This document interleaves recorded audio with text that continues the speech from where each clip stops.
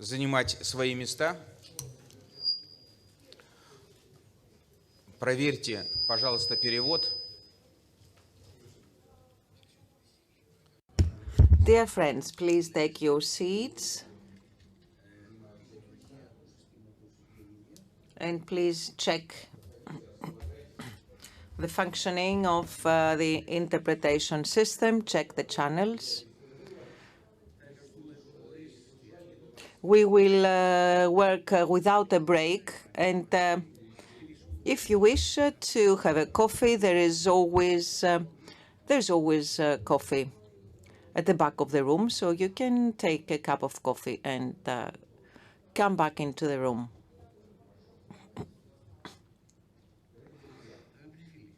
Dear friends, yesterday we had a very interesting trip to Chania, and we are grateful to the organizers. We are grateful to the Secretariat of our Assembly that has given us the chance to take a look into the history of Chania and Crete. So we have several speakers who have expressed the wish to take the floor and speak on the main subject. Mr. Quavas from Jordan will have the floor first.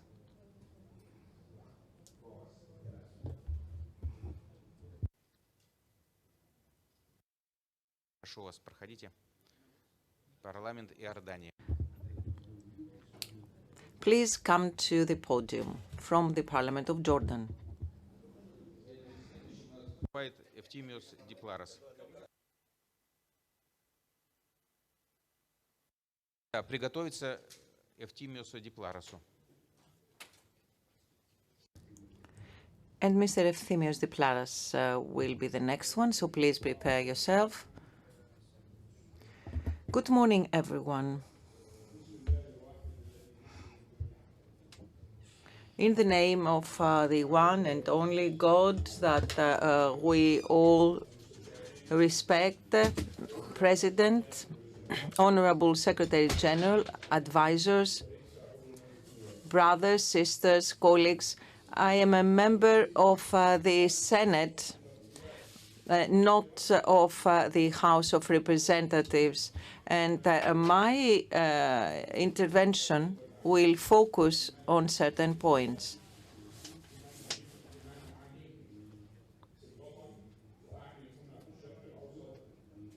Of course, the agenda of all colleagues should include this topic, and of course, I mean the problems we are faced with in the Middle East. And of course, we all know that the Patriarchate of Jerusalem is the mother of all churches. It's the first church in the world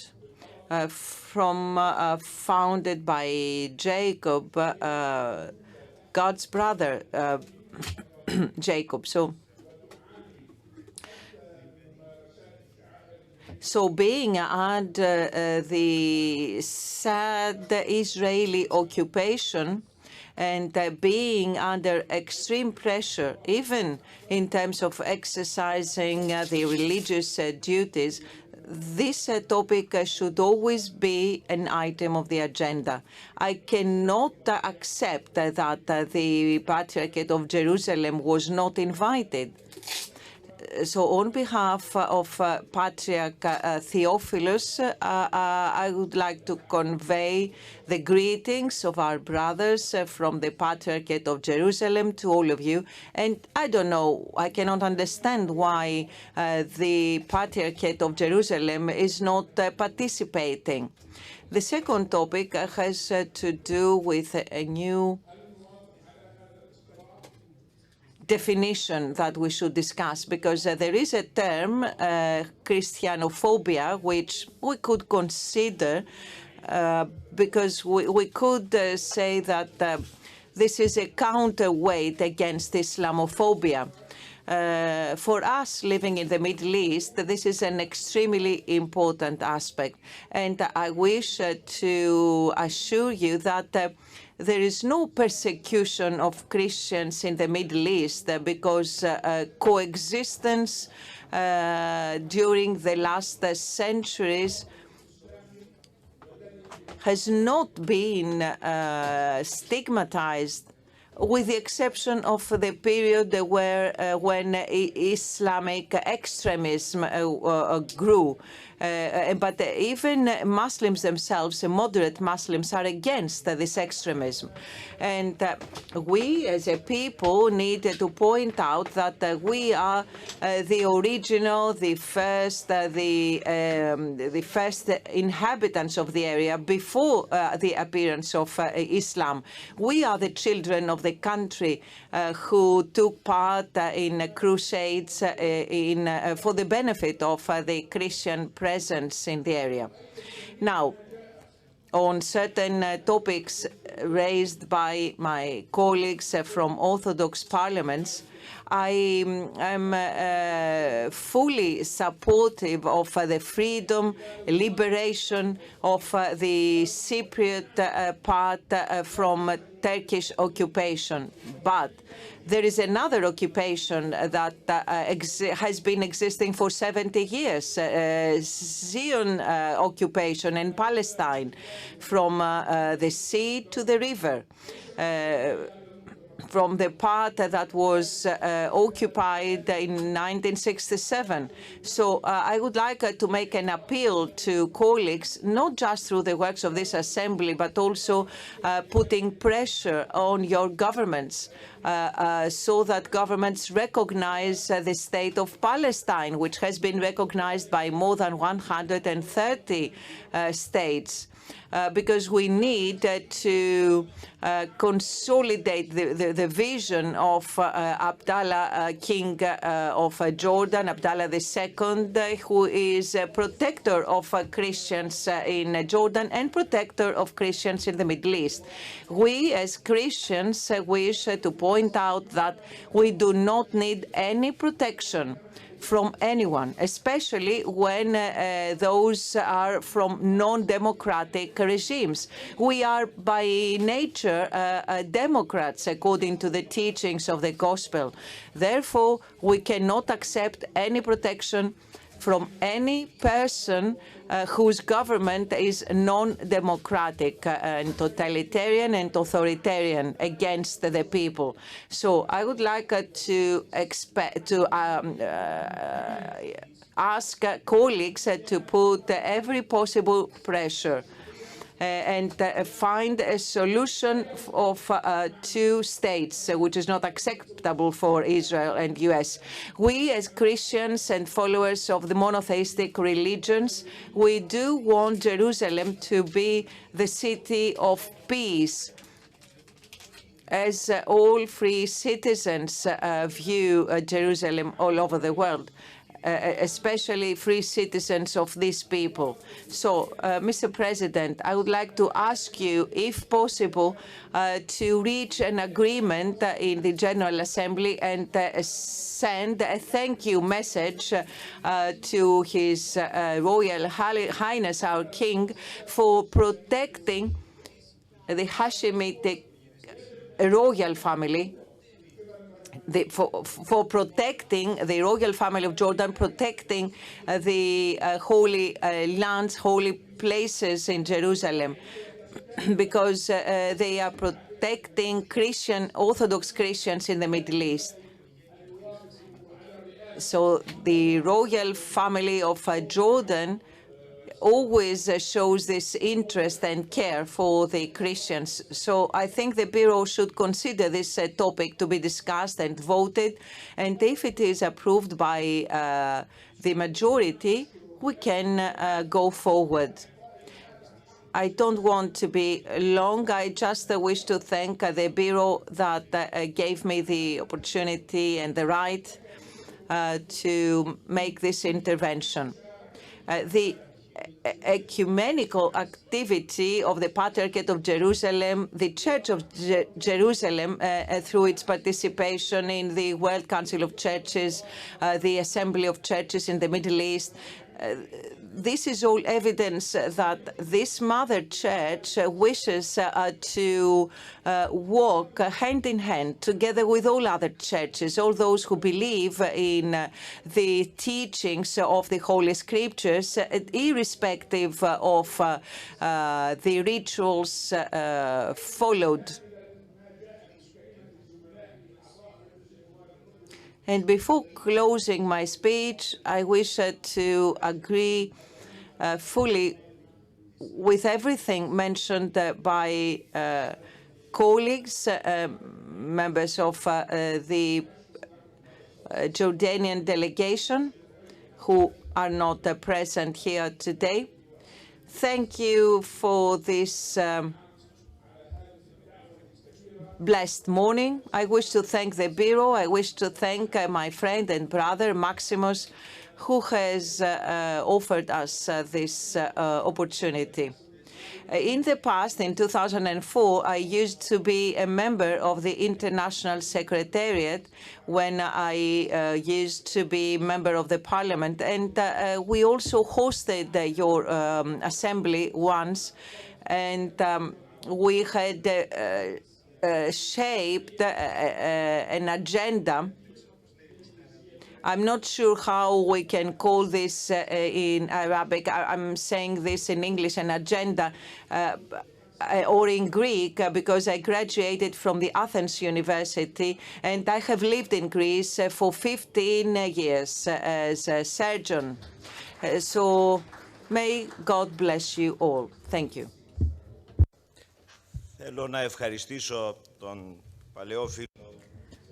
I would like to thank my old friend Gerasimos Hawass for his comments from this podium, as well as the delegation of Jordan that participates very actively in the IAO proceedings.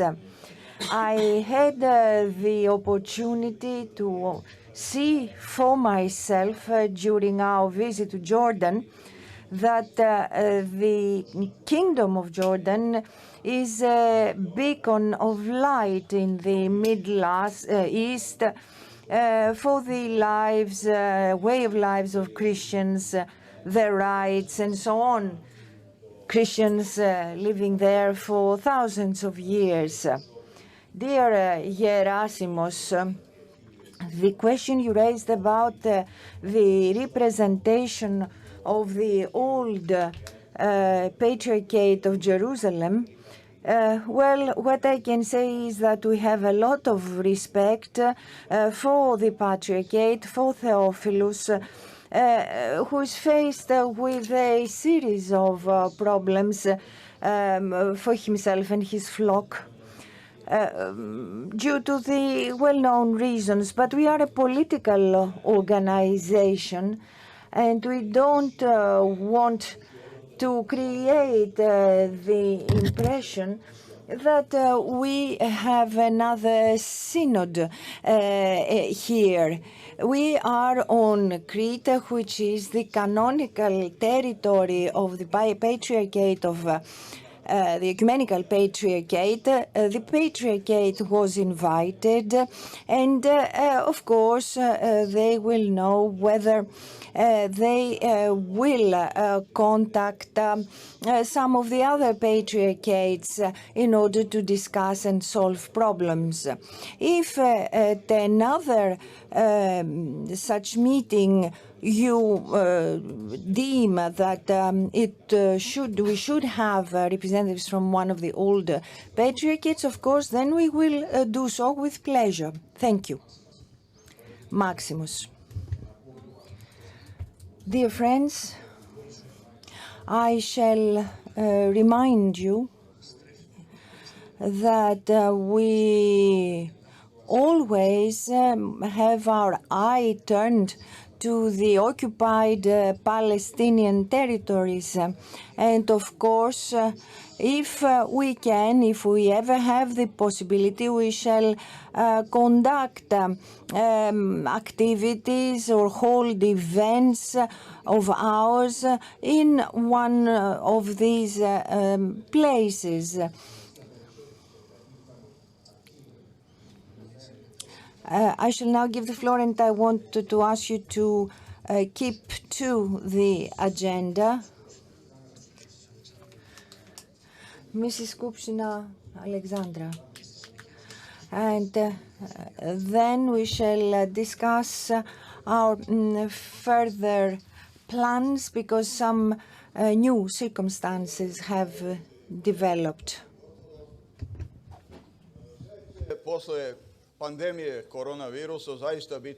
The world after the pandemic of coronavirus will truly be different, and how much we will see, because nothing is over yet, and in international plan there will be still a health and economic fight.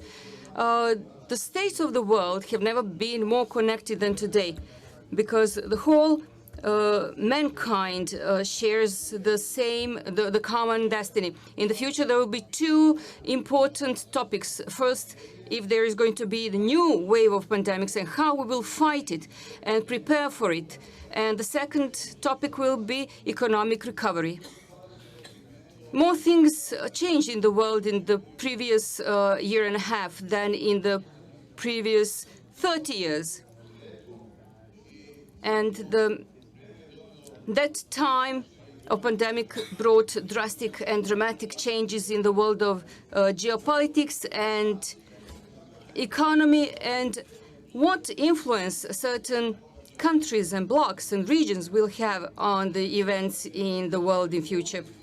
We expect that after Corona there will be less globalism and there will be a bigger gap between rich and poor. In that context, Serbia will try everything not to be on the side of the latter, who will lag behind, but will endeavor to further promote economy and with investments to position itself better. Our region of the Western Balkans is small and we are turned towards each other.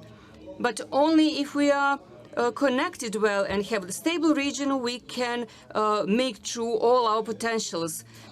Serbia will continue to invite on economic cooperation and will commit to multilateralism and on the regional plan for better connectivity and stability.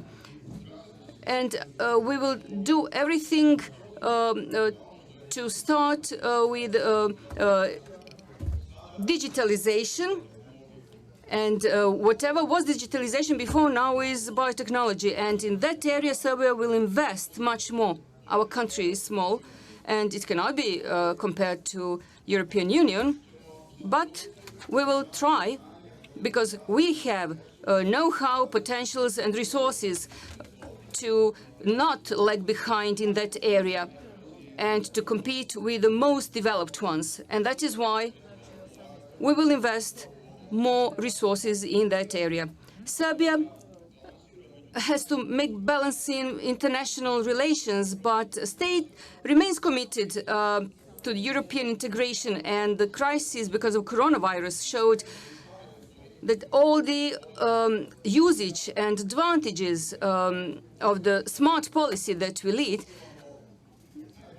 because we managed to cherish the relations with all our neighbors in the region and with the big powers like USA, like Russia and China. I believe that we should create the system of international solidarity that would exclude the possibility of using vaccines as an instrument of pressure on certain countries or instrument of marginalization of certain countries. We see, for example, Russian vaccines that proved their high efficiency have been adopted and actively used in many countries of the world. But unfortunately, Russian vaccines have not got the permit in certain countries of the European Union. it speaks only about the fact that the politics intervened in scientific and health issues, which is not good. And it is obvious that the certain discrimination has been performed from political reasons, exclusively from political reasons, and we should ask ourselves why this is happening and that kind of incident should be resolved and create mechanisms that would just exclude them in the future. We have to develop mechanisms to enable the countries to act solidarily and not to the detriment to other countries, profiting on somebody else's misfortune. I believe that besides politicians and religious leaders, we should contribute to discussion and resolving of these issues. Thank you very much. Спасибо. Спасибо большое, Александр, за очень глубокое. Thank you for this a speech which reflects the situation in Serbia and Serbian Parliament. Allow me to suggest Mr. Diplaras for taking the floor, Efthemis Diplaras, and then we shall proceed with the financial report that we need to examine based on our regulations, because there are a few members who have to catch a flight later on and they have to go, and then we can discuss our planning for future activities.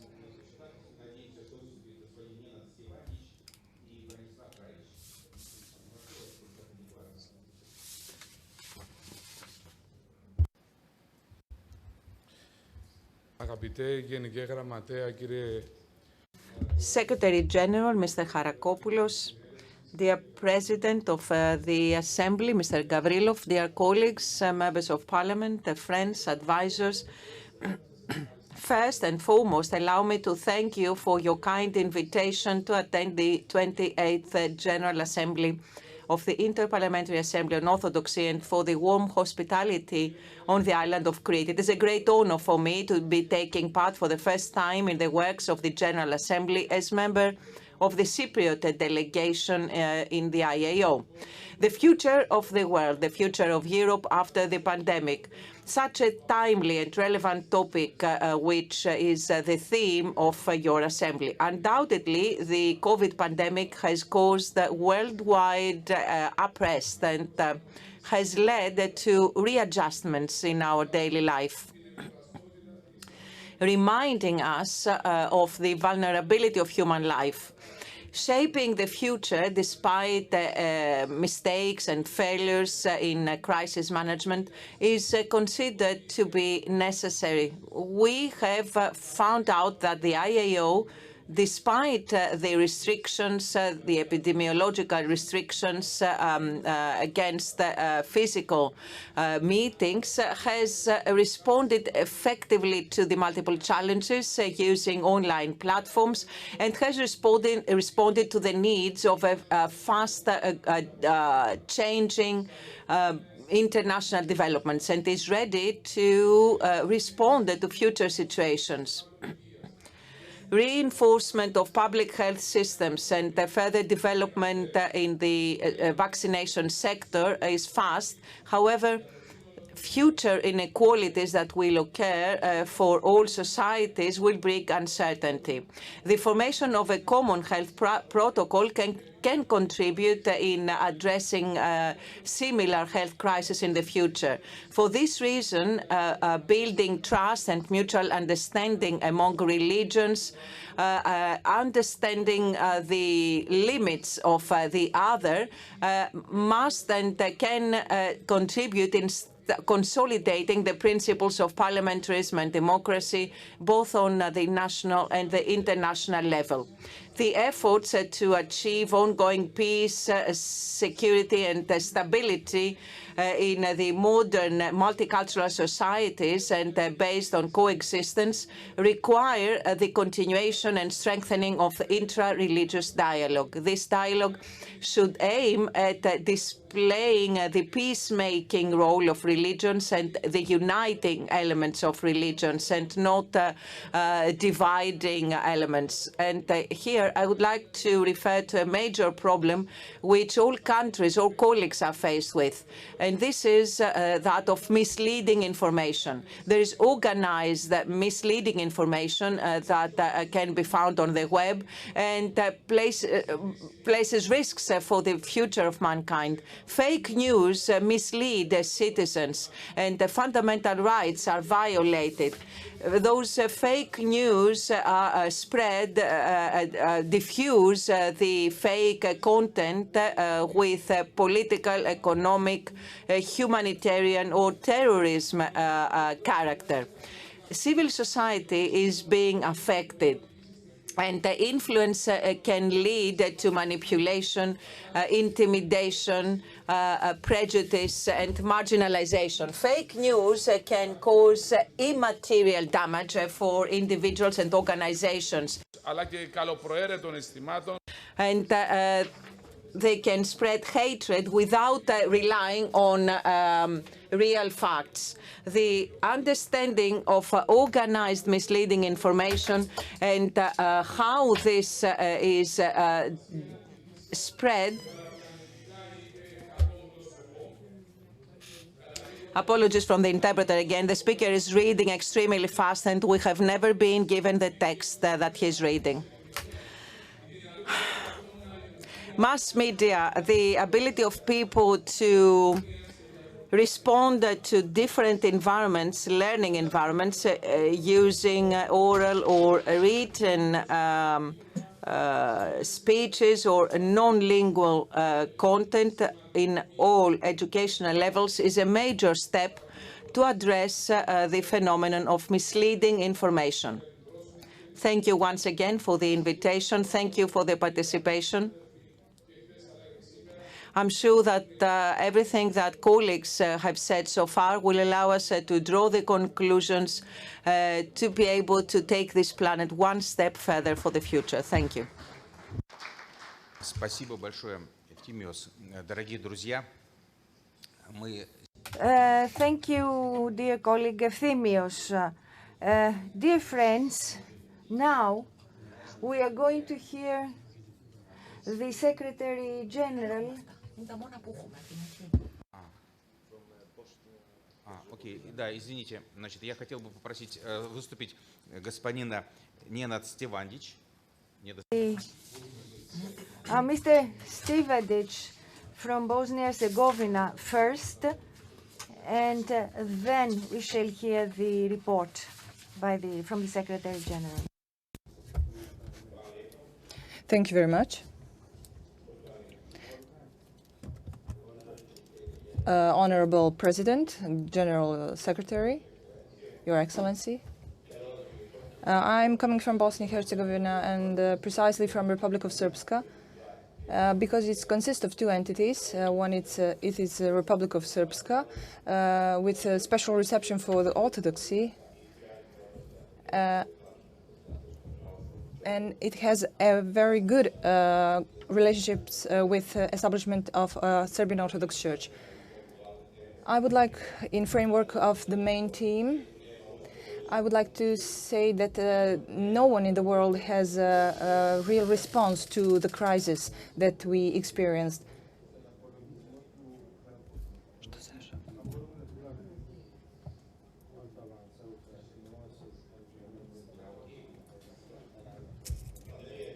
Pandemic shows that there is no politics that in advance can resolve a crisis.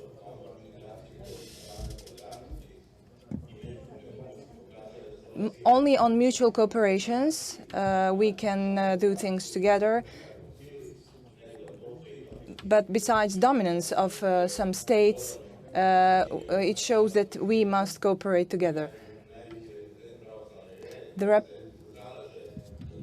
Poštovanja i solidarnosti. Budući da nam dolazi vreme digitalnog društva i digitalne ekonomije, kada će mnoge vrijednosti da se potpuno izokrenu i da se načini komunikacije potpuno poremete ili zauzmu nižerazredna mjesta, ustupajući mjesta novim, poput vještačke inteligencije, moram da sugerišem. Giving way to something like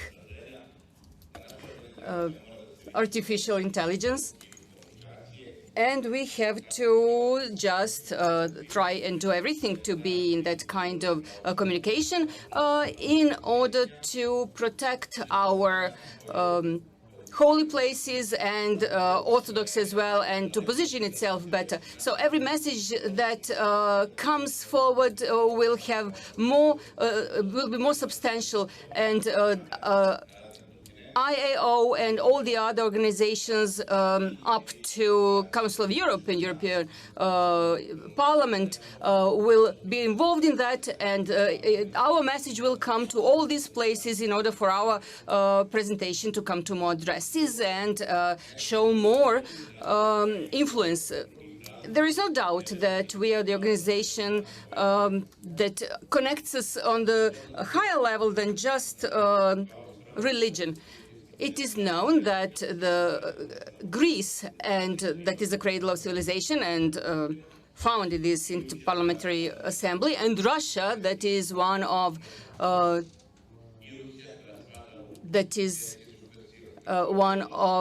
superpowers, and it is known that, like some other countries like Bulgaria, like North Macedonia belong to NATO. Russia represents the counter answer. And when we analyze that, this should not actually limit us and be the obstacle for us, but it will be our advantage to work together in many places, to respect each other and to protect each other's interests. What is also the general conclusion is, I was actually listening to my colleague from Cyprus about the resolutions 505 and 789, which is not recognized, and the same is for 1244 resolution in Kosovo and Metohija, when there was much upheaval and many religious objects were destroyed at that time, and they were under the protection of UNESCO. In order to hear our messages clearer, not only in our gatherings, it is necessary to have some kind of a common, joint action in order to help each other. In Bosnia and Herzegovina, where I come from, especially in the Republic of Srpska, after the war, there were tens and tens of mosques built, and they were never demolished. But one church that was that took over 3 square meters into the territory of the Muslim proprietor actually finished up in the court because the international institutions, especially the Council for Human Rights, had to do something with that. So we believe that if we cooperate better and have better perception and understanding for each other's problems, we should do more. And I believe that there is a better time where we can organize ourselves better. I know that now we are in front of the artificial intelligence and digital economy and digitality in the world, and when we spend more time on the telephone and the computer than with our family or in a prayer, we should not be separated from our traditional Orthodox system where we pay attention to true values, humanism and humanity and goodness. Thank you. Thank you.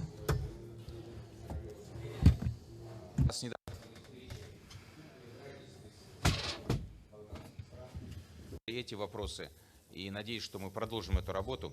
Дорогие друзья, Yes, the secretary, this general secretariat in Belgrade discussed these problems. Now we shall come to the brass tacks of our work, that is, our statutory duties and obligations. генерального секретаря, финансовый отчет. So we shall hear the report by the Secretary General, and then we shall discuss. Marina Mashutas, Marinos. Да, для Кипра. The President did not pronounce this correctly.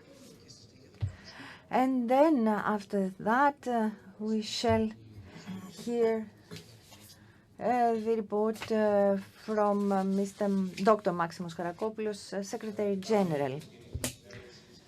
Dear members of the General Assembly of the I.A.O, dear colleagues, I am particularly pleased to complete today the works of our 28th General Assembly in the flesh.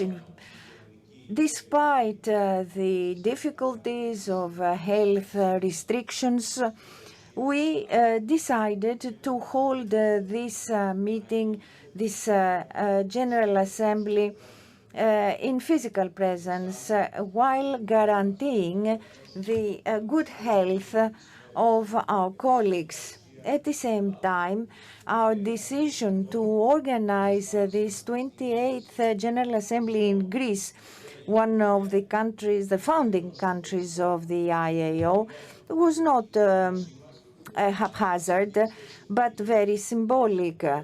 It shows that despite the hardships imposed on us by the pandemic, we remain faithful to the historic memory and very conscious of our influence on the founding members. In fact, our organization proved its resilience. It's a very quick, fast familiarization with the new technological methods, ensuring meetings remotely. Unfortunately, some of our colleagues coming from national delegations of our organization did not manage to come because of elections in the respective countries, Bulgaria, Armenia, and Moldavia. The Lebanon, Georgia, and Egypt were not able to participate for reasons of force majeure or unforeseen events. I want to welcome the Palestinian delegation for the right to an independent country, of which we as I.A.O have taken steps, and of course we have respect for the old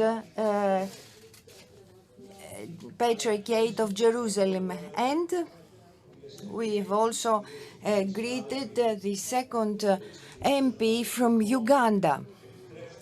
Before starting my report, allow me, as the proceedings are taking place in Greece, let me mention the date today, very important for Greece, as it is the day of the restoration of democracy in Greece, 1974, after the 7 long bleak years of the colonel's junta. there was our participation in the European community then, 40 years ago, an organization that that developed into the EU. Unfortunately, those days of 1974, there was the barbarous invasion of the Turkish army into the Cypriot Republic that resulted in thousands of people murdered, missing, and destructions and occupation of the 37% of the island, and continuing to date. This crime against international legitimacy goes against every concept of international law and ethics, and there are new developments in Famagusta that actually undermines every hope for a peaceful resolution of the Cypriot issue. Ladies and gentlemen, right now the I.A.O. is faced with three forms of challenges. The first and foremost concerns public health and the pandemic. The second challenge is a political one, and it is related to the insult and desecration of religious monuments that see the uses converted, as was the case with Hagia Sophia and the Monis Horas. And finally, the third challenge is institutional and concerns the management of the future of Europe.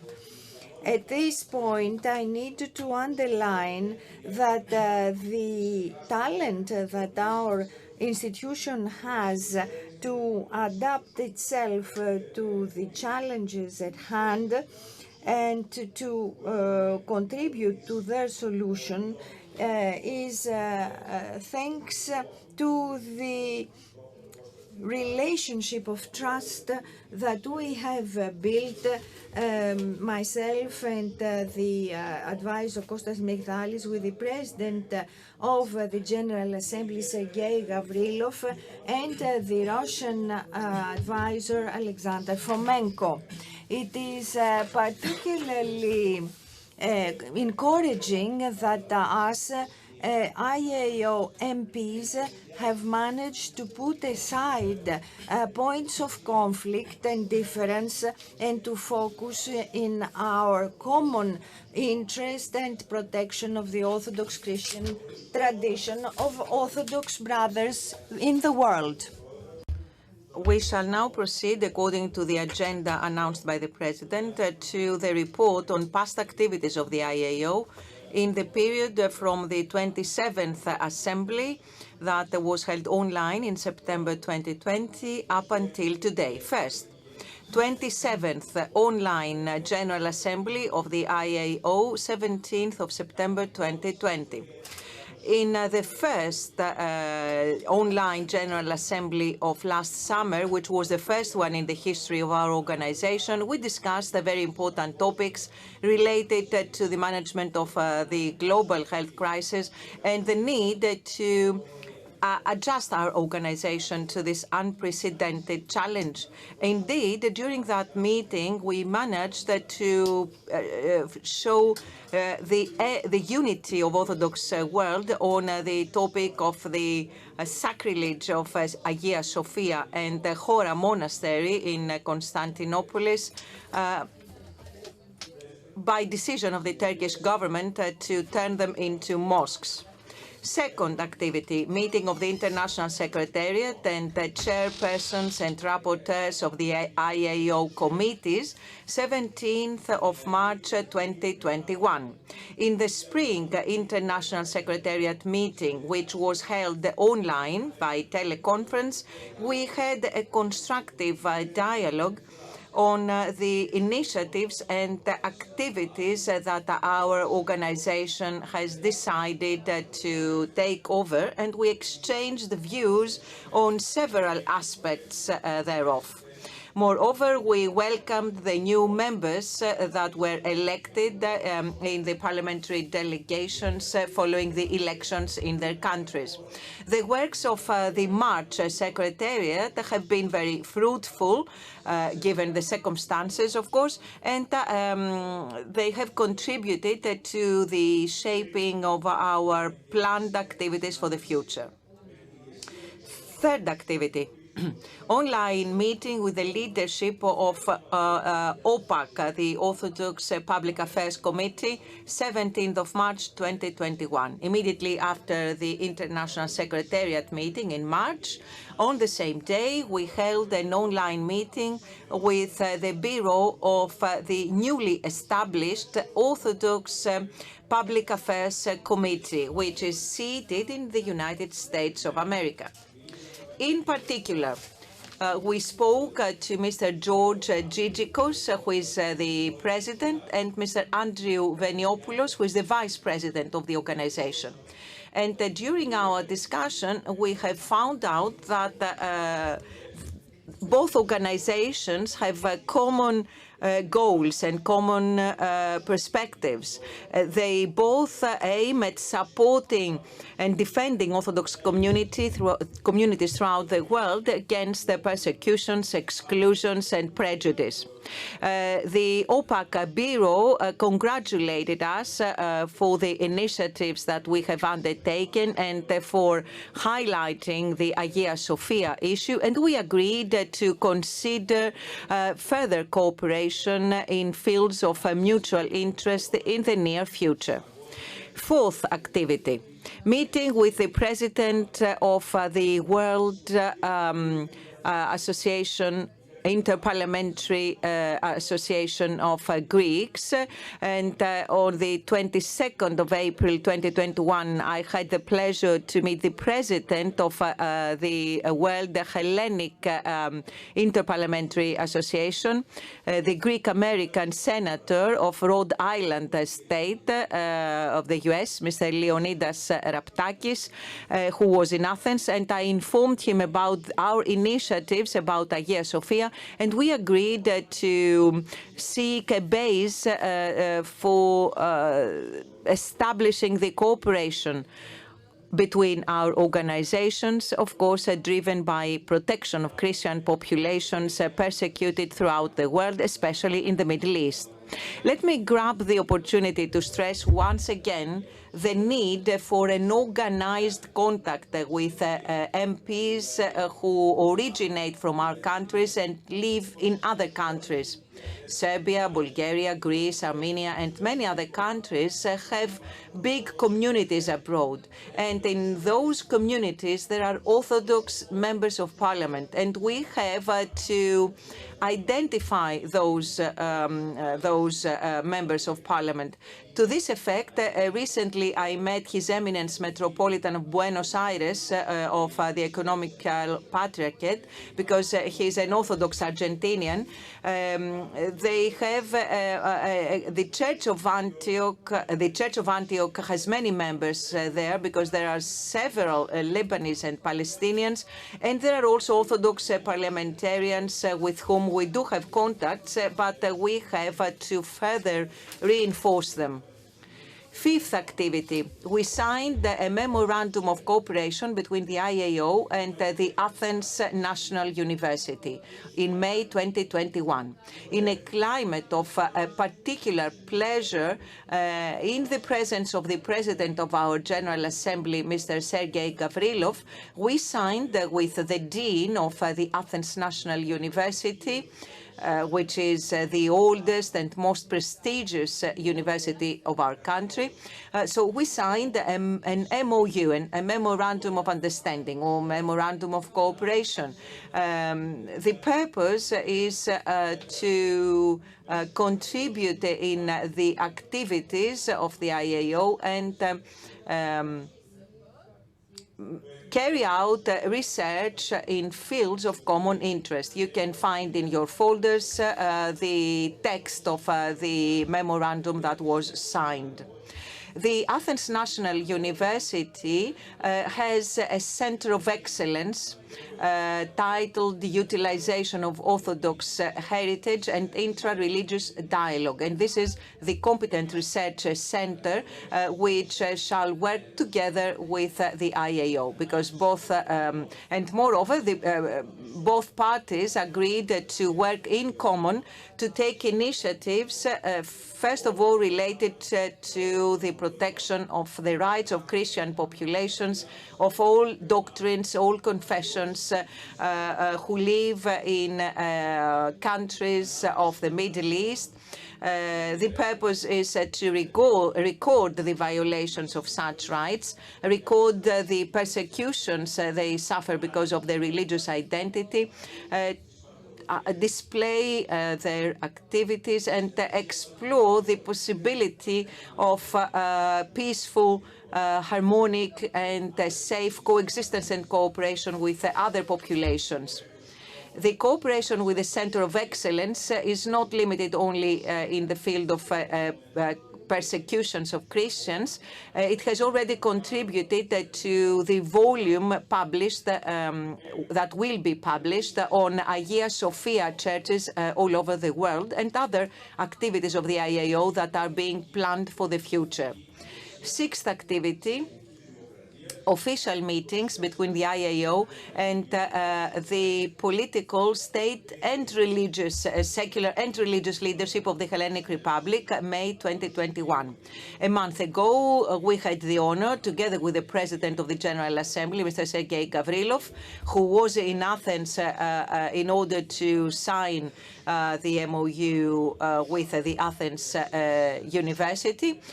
So we had the honor to hold a series of meetings with the political and religious leadership of Greece. In particular, we had a meeting with the head of state, Madam Katerina Sakelaropoulou, President of the Hellenic Republic. We had a meeting with Kyriakos Mitsotakis, the Prime Minister, the Speaker of the Parliament, Mr. Tassoulas, and His Eminence, the Archbishop of Athens and all Greece, Hieronymus. Those meetings were not just formal and typical meetings with political leaders. They were also substantive meetings because we informed them about our current activities and they have assured us that they are going to support the work of our organization. On this occasion, I would like to draw your attention on the importance of meetings with political and religious leaderships of our countries, which are very important for our organization. Our presence in front of heads of state and governments or spiritual leaders of the churches add potential to the work performed by our organization. First of all, because this work becomes more known, and second, because this work is supported indirectly by the national executive powers. Of course, we always remain an independent interparliamentary organization. However, this way our activities are promoted and displayed. They become better understood and praised by our governments, which secures our effectiveness and builds a brand name of the I.A.O. as a reliable operator in the international developments. And indeed, ever since its establishment, the I.A.O. has always been receiving praise and congratulations for its activities from all national centers of power and all local church authorities. Seventh activity, cooperation with the World Muslim League. The I.A.O., as you definitely know, seeks to establish a network of international partnerships and cooperations with bodies from all over the world and from different doctrines and faiths. In this context, we have already started a dialogue with the World Muslim League, which is an international NGO of Islamic cooperation seated in the holy city of Mecca in Saudi Arabia. And the purpose is to lay the foundations for a fruitful future collaboration. Indeed, at the moment, we are in the phase of negotiations in order to finalize the memorandum of understanding that we seek to sign with this organization during an official ceremony when the epidemiological conditions allow the Secretary General of the League to travel to Athens with his staff. According to what we have already agreed with the League, there is going to be a joint working group that will be responsible for exploring and processing a series of concepts with a dynamic value load for the two big monotheistic religions. For example, such common concepts could be parliamentarism, freedom, democracy, protection of the environment and the weak, otherness, and so on. The final goal of the working group shall be to draft and publish a political declaration of common values between the two organizations, placing emphasis on the global values which are in the focus of a prosperous, democratic and free society.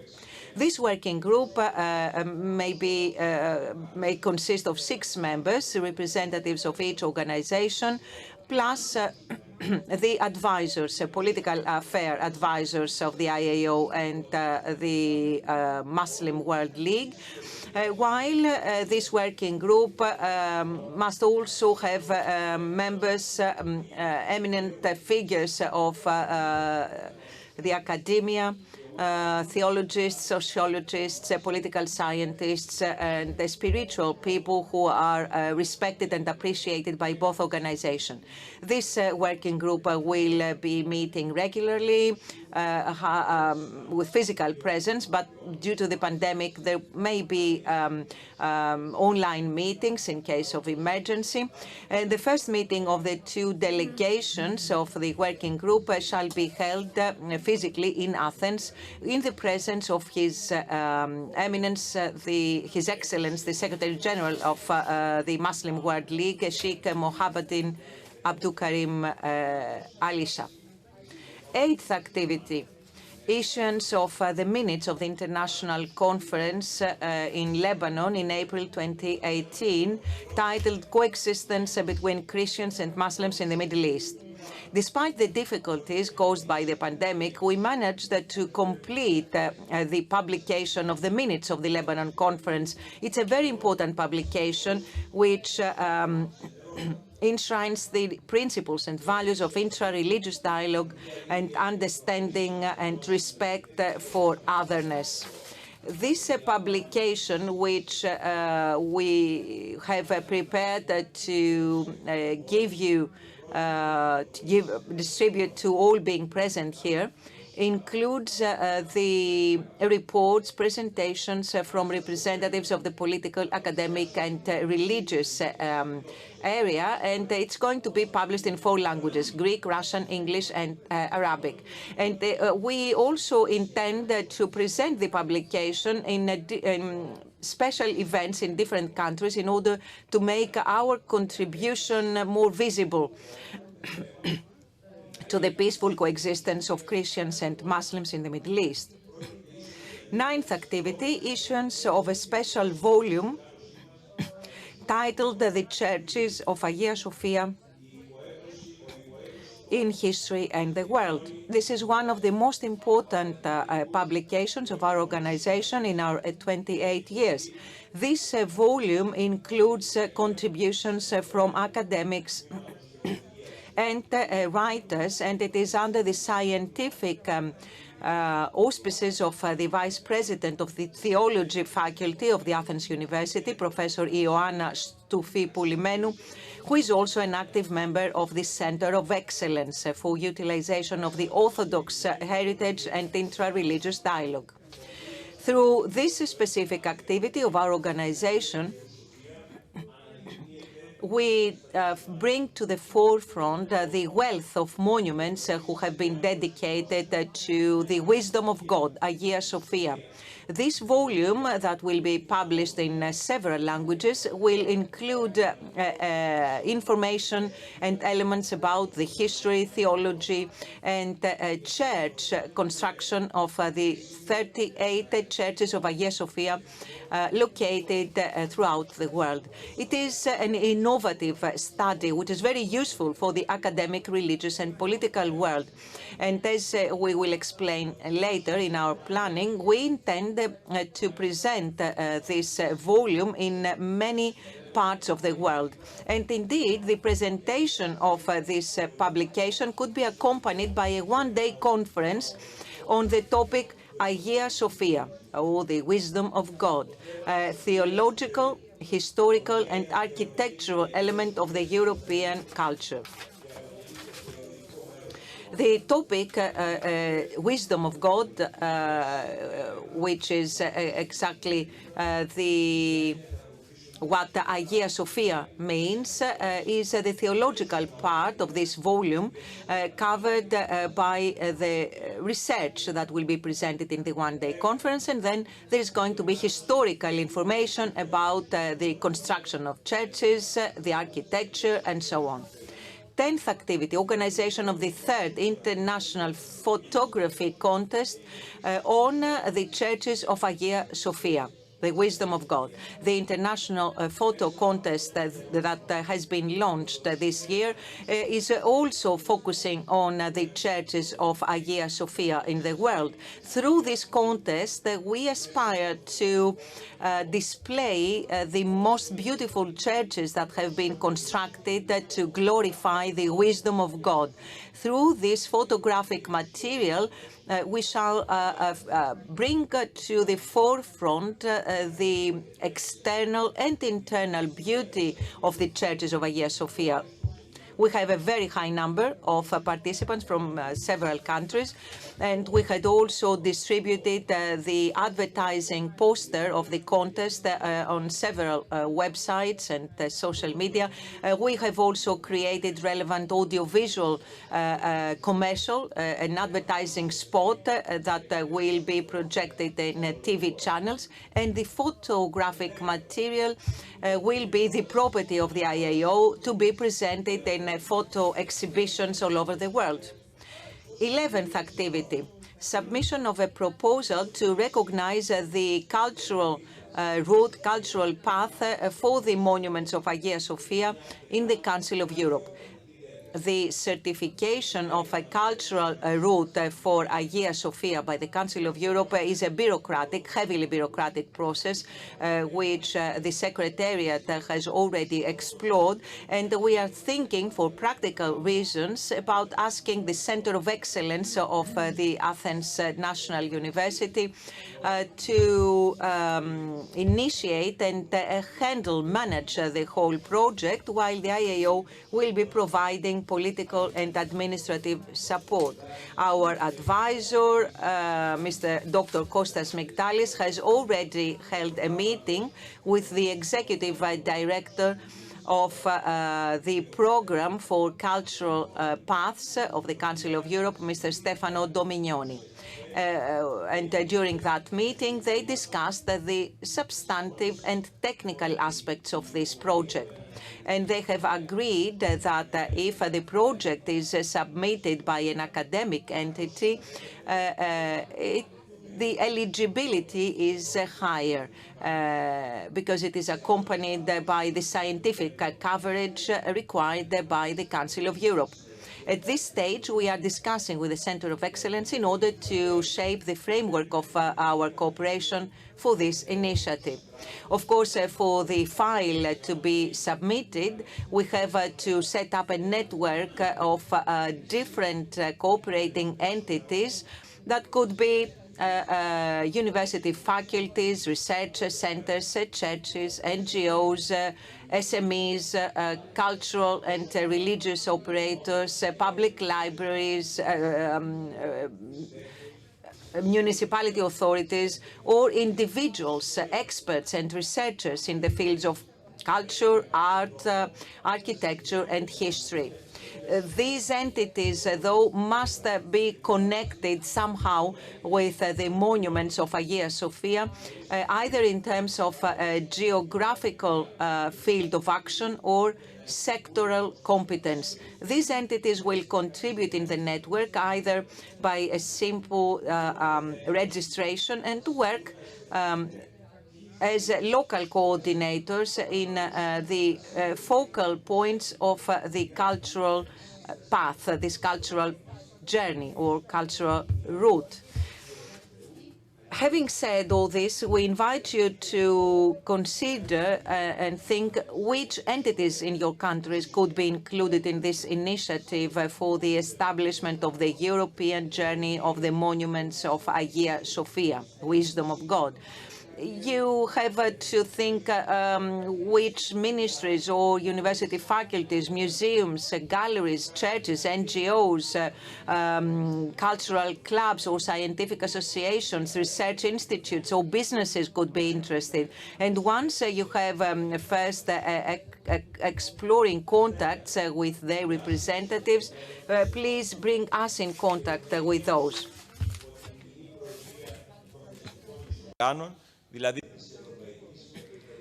The 12th point is the conference on the future of Europe, European Union, under the joint presidency of its institutional bodies, that is, European Commission, European Council, and the European Parliament, have created a platform for the exchange of views of the citizens and the state and member states.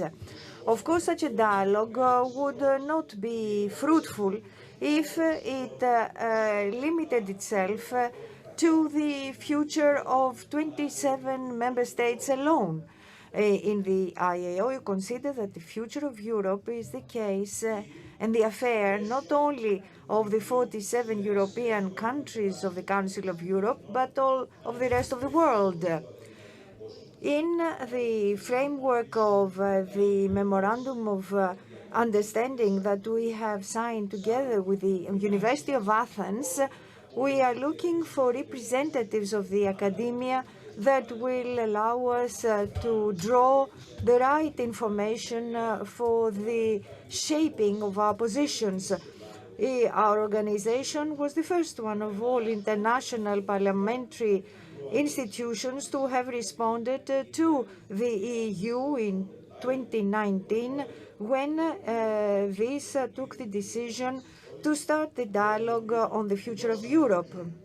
Then, with Mrs. Ursula von der Leyen and the President of the European Parliament, David Sassoli, we discussed and declared our availability for a substantial dialogue to take place. 13 different declarations and announcements. Our organization, from its inception, has always been against political and humanitarian crisis and believes into the value of a peaceful approach and conciliation as a means of solving problems, and especially when there are Christian populations that come under attack and the monuments. Then we consider that we have the duty to very clearly state our will and intention to ensure protection of our Orthodox Christian tradition. And it was exactly in this framework that as General Secretary of I.A.O. and having the authorization from the International Secretariat of March, I made the declaration for the protection of Christian monuments in Nagorno-Karabakh. It was in that same framework where the I.A.O. issued a declaration against the explosion of violence in Jerusalem. And then I gave this declaration, I handed it myself to the ambassador to Palestine in Athens, Mr. Marwan Toubassi, during a meeting 2 weeks ago. 14. Conference of the International Secretariat in the I.A.O. in Belgrade, 14-15 June 2021. Of course, it was our obligation to minimize the exposition of the members of our organization to the danger, and therefore we only had to invite the members of the Secretariat, General Secretariat, and some colleagues from neighboring countries. That was imposed on by the pandemic, and it was our intention and choice to bring together the Orthodox peoples of the former Yugoslavia, and we are very glad that the Secretariat of the Belgrade gave us this possibility. It was a great honor to have had our works declared open by the President of the National Assembly of Serbia, Mr. Ivica Dačić, and you will allow me to praise the work of the Parliamentary Delegation of Serbia with Mrs. Sanja Lakic and the very good colleague and old member of I.A.O, Alexander Chotric, and the staff of the Parliament, and for the very successful organization of the International Secretariat meeting. We had the possibility and the chance to visit the Institute of Byzantine Studies of Belgrade, of the Academy of Sciences and Arts, as well as the School of Theology of the University of Belgrade, where we discussed with the academics proposals for future cooperation. And finally, we went to the funeral of the former Secretary General of the I.A.O, Anastasios Nerantzis, a very deeply cultivated politician, lover of his country, who left his mark very strongly in our organization, and I will ask you to keep a minute's silence in his memory.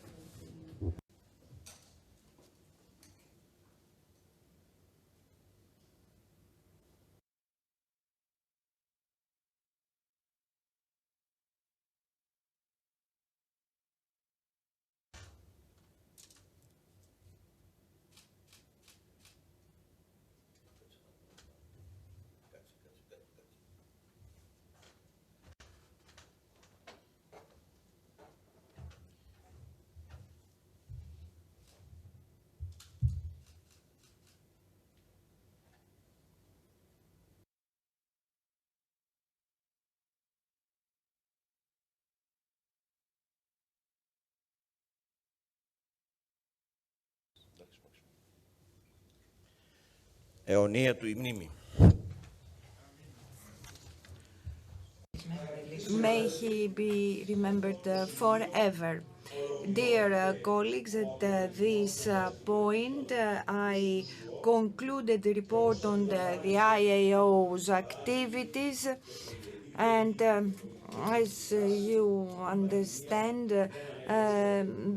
from what I have reported so far to you, the pandemic did not manage to stop us from doing what we wanted to say. So, are there any comments, remarks on the activities deployed and described to you?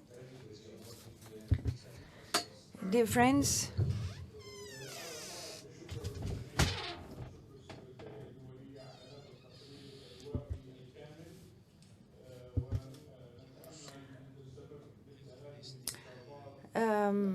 many thanks, Secretary General, to the President and the International Secretariat. We hope that all these activities will carry on.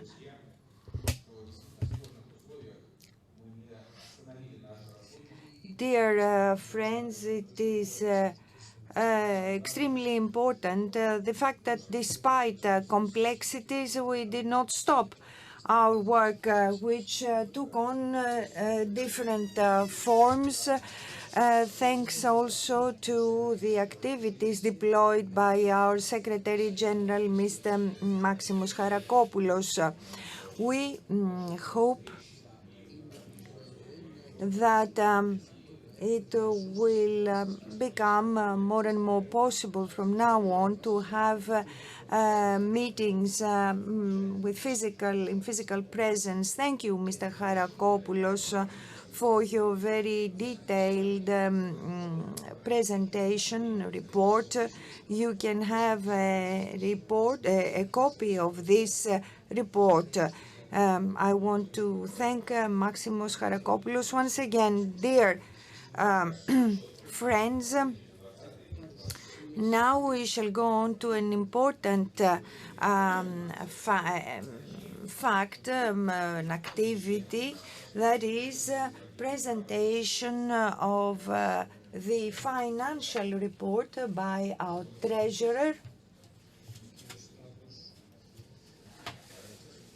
Mr. Stavros Keletsis.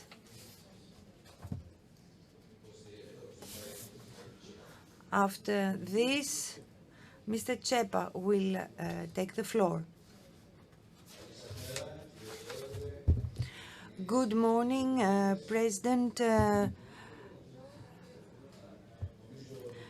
MPs. I think we heard with great satisfaction the report read out to us by the Secretary General. He brought forth in a very vivid manner the role and achievements of our I.A.O, in particular during times of hardship due to the pandemic, which showed what the role of our organization is and what the role can be in the future. But let's come to real business, which is finance, because nothing could have been achieved without the financial support and the income, the revenue of our organization. So our role is to support with care the budget and the efforts of our organization. So I had the honor very recently, however, after the 18th of March 2021, Stavros Kalafatis, my predecessor, became a junior minister, so I became the treasurer of the I.A.O after decision of our International Secretariat. So in this quality, I contributed to the financial management of the organization, and I made all the necessary payments for our activities, always in compliance with the decisions of the International Secretariat, based themselves on the decisions taken by our General Assembly. I am therefore in a position to have a full and accurate image of the work done, and all the painstaking work done. And I need to say here, to repeat, the contribution of Mr. Migdalis, who has been keeping this organization on his shoulders by means of his indefatigable work. It is the engine behind this organization is Mr. Migdalis, together with the team of employees supporting him. So at this point, I shall present the financial report of the period between September 2020 and 7th July 2021. On the 17th September 2020, the 27th General Assembly took place remotely, and we only have data until the 7th of July. According to the report of the auditor, of the auditor that has been following our finances, you have all the necessary documents. Well, because of the pandemic, we spent less money than the amount budgeted. We had budgeted 597,000 euro, but we only spent 297,364 euro, that is 300,000 euro less. This happened because while we had planned activities in normal pace, we were not able to implement them all because of the pandemic. I don't think I have to go into detail in the auditor's report. You have it in your hands. You have all the expenditure and all the revenues. Everything is accompanied by the documents, supporting documents that are paraphed and kept in the files, in the archives. So it was 297,364 euros spent, and as the auditor says, all these expenses are accompanied by the necessary documents, always signed off by the treasurer and a member of the finance committee. The revenue coming from the contributions of its members, these contributions have been paid Romania, Greece, Palestine, and others, and we are now discussing the payment of other contributions by other parliaments. In fact, 445,000 euro have been collected, and today, on the 7th, that is, of July 2021, there is 1,379,865 and 54 cents and $1,356.51. Payments were 297,362 euro, and the interest represents 561 euro. As the auditor says, all these sums are corroborated, are confirmed by the National Bank, and there is a consolidation between what we declare and what is in the accounts. So this is our financial report. Generally, I did not go into details. You can see for yourselves the auditor's report. I can assure you that we manage our money with a lot of care in order not to have any problems or discrepancies, not even by a euro. In fact, there are justifying documents for all expenditure undertaken. There is no expenditure without the approval by the International Secretariat, the order and sign off by the Secretary General. Everything is accompanied by the legal documents. And I call you to approve and vote for this report and to actually read people to, it acts as a disclaimer, this vote from any responsibility. And thank you. Dear colleagues, based on our regulations, we have now to hear from the Financial Committee. Mr. Tsepas, you have the floor.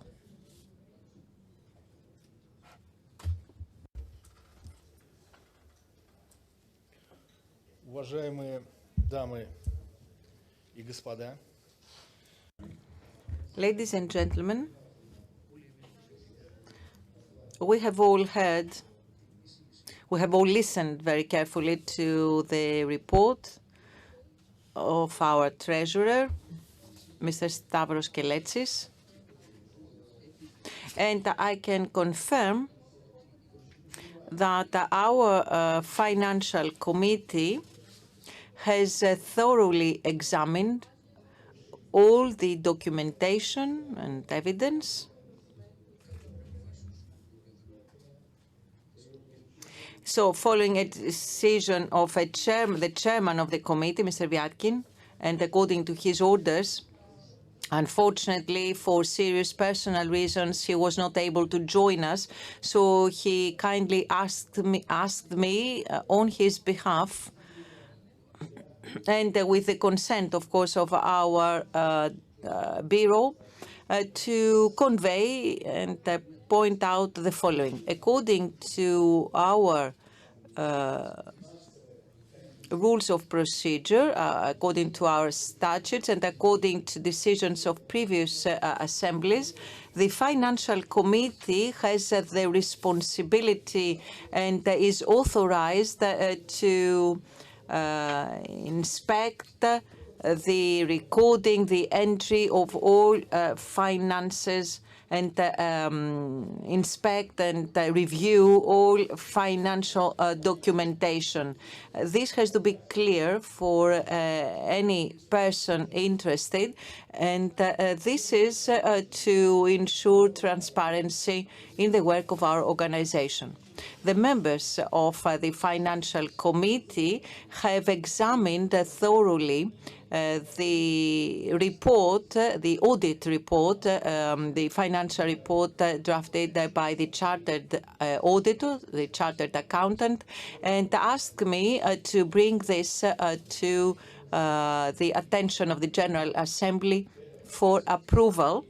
Kindly asking you to accept, adopt, approve this report so that based on our articles of association, the whole team, all members, colleagues who are responsible for the report period are discharged of any liability.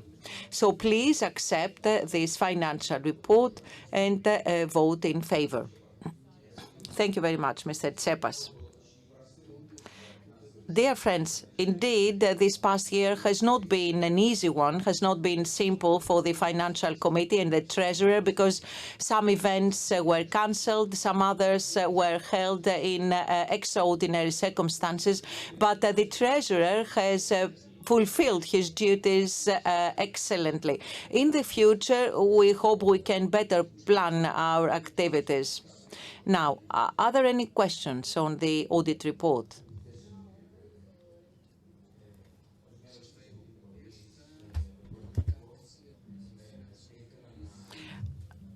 if you allow me, I would like to agree on the presentation of the financial reports. Every cloud has a silver lining, and based on what has been said so far, the pandemic has, of course, suspended certain activities on one hand. On the other hand, our cash has increased, our liquidity increased, and our bank account balance now is higher. And through the report presented by the Secretary General, we have to really underline that the activities of our organizations or our organization were continued in this last period despite the pandemic. In the future, we will have the chance to develop further activities to absorb our cash for several other activities. Let me point out something that I had also stressed in other General Assemblies. It is very important for our members to be compliant with their contribution obligations. I do understand that there might be parliaments with financial difficulties, but you know that the activities of our organization get stronger when all members contribute financially. And in the audit standards, I think it is required to have a rotation of auditors regularly. This makes our finances more reliable. So it's very positive, and I would like to emphasize that changing the audit firm, changing the auditors who review our finances is exactly an evidence of our reliable picture. So it would be good to have some recommendation or some advice from our auditors on any financial or credit risk for our organization, because all cash of our organization are in one single bank account. I think our auditors should advise perhaps it would be better to spread the risk and divide the cash in other banks or other bank accounts. Thank you. Indeed, our financial activity was carried out in special conditions, and we tried to adapt. Our economic activity is very transparent according to the auditor's report. And now concerning the placement of our reserves, we can discuss this because we understand that the financial system and the banking system, of course, involve some risk. So we have to be quite conservative, if you allow me. We need to be conservative in a healthy manner, though. So let's support this audit report for the years 2020-2021, and let's discharge the members from any liability. Who is in favor? Who is in favor of this audit report? Thank you. So unanimously, the audit report is approved unanimously. So let's support our colleagues for their work. Thank you, dear friends. So a big part of the works of our General Assembly has been completed. Now, we will give the floor again for a speech on the main topic to colleagues who have not had the chance to speak before. Slovenia. Our colleague from Slovenia would like to say a couple of words. Thank you. Спасибо вам. Dobar dan.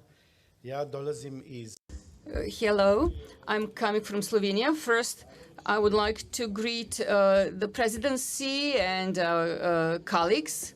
In Slovenian Parliament, I'm the only Orthodox MP, and I would like, with a short intervention, to offer a solution. We didn't talk about that, and that solution could be in line with the topic that is the main topic of this General Assembly. Orthodoxy is closely connected to humanitarian issues, and we believe that all the developed countries in the world has a large contingent of vaccines that will be expired in a very short time. And we heard yesterday from the colleagues from Africa and the Near East that they lack vaccines, and I would like to urge our colleagues from the Orthodoxy to make one information channel on the vaccines that will be left and that will expire very soon, but they are still usable. And that could be one of our initiatives of the Assembly on Orthodoxy, with that network to provide accessibility to these vaccines. And we could do that with the Ministry of Health. And as you know, every Ministry of Health takes care of their own population and what to do next, and not what to do with the rest of the vaccines they didn't use. So we don't want them just to be just to stay there and to expire. They are needed in the world. So it will be good to show it as a message to the world that as regards COVID, the situation will not be the same in the world. And that is why we have to help more concretely everywhere in the world. And I believe this is the other way, the modern way, for the Orthodoxy to show in the world and to promote in the world as an unaggressive principle of man who accepts epidemiological expertise and that has in the global community opportunity to show how humanitarian we are. So that could be our humanitarian opportunity, and to show that in this situation and circumstances we can help each other. And I would like to thank you for this assembly, for organizing this assembly here and the meeting in Belgrade. And of course I would like to greet the International Assembly, International Secretariat of this assembly. Evharisto. Спасибо большое. Нам очень приятно, что в наш... Thank you very much. It's very good, very pleasant to have new colleagues from countries that did not participate in the past, especially from the Balkans.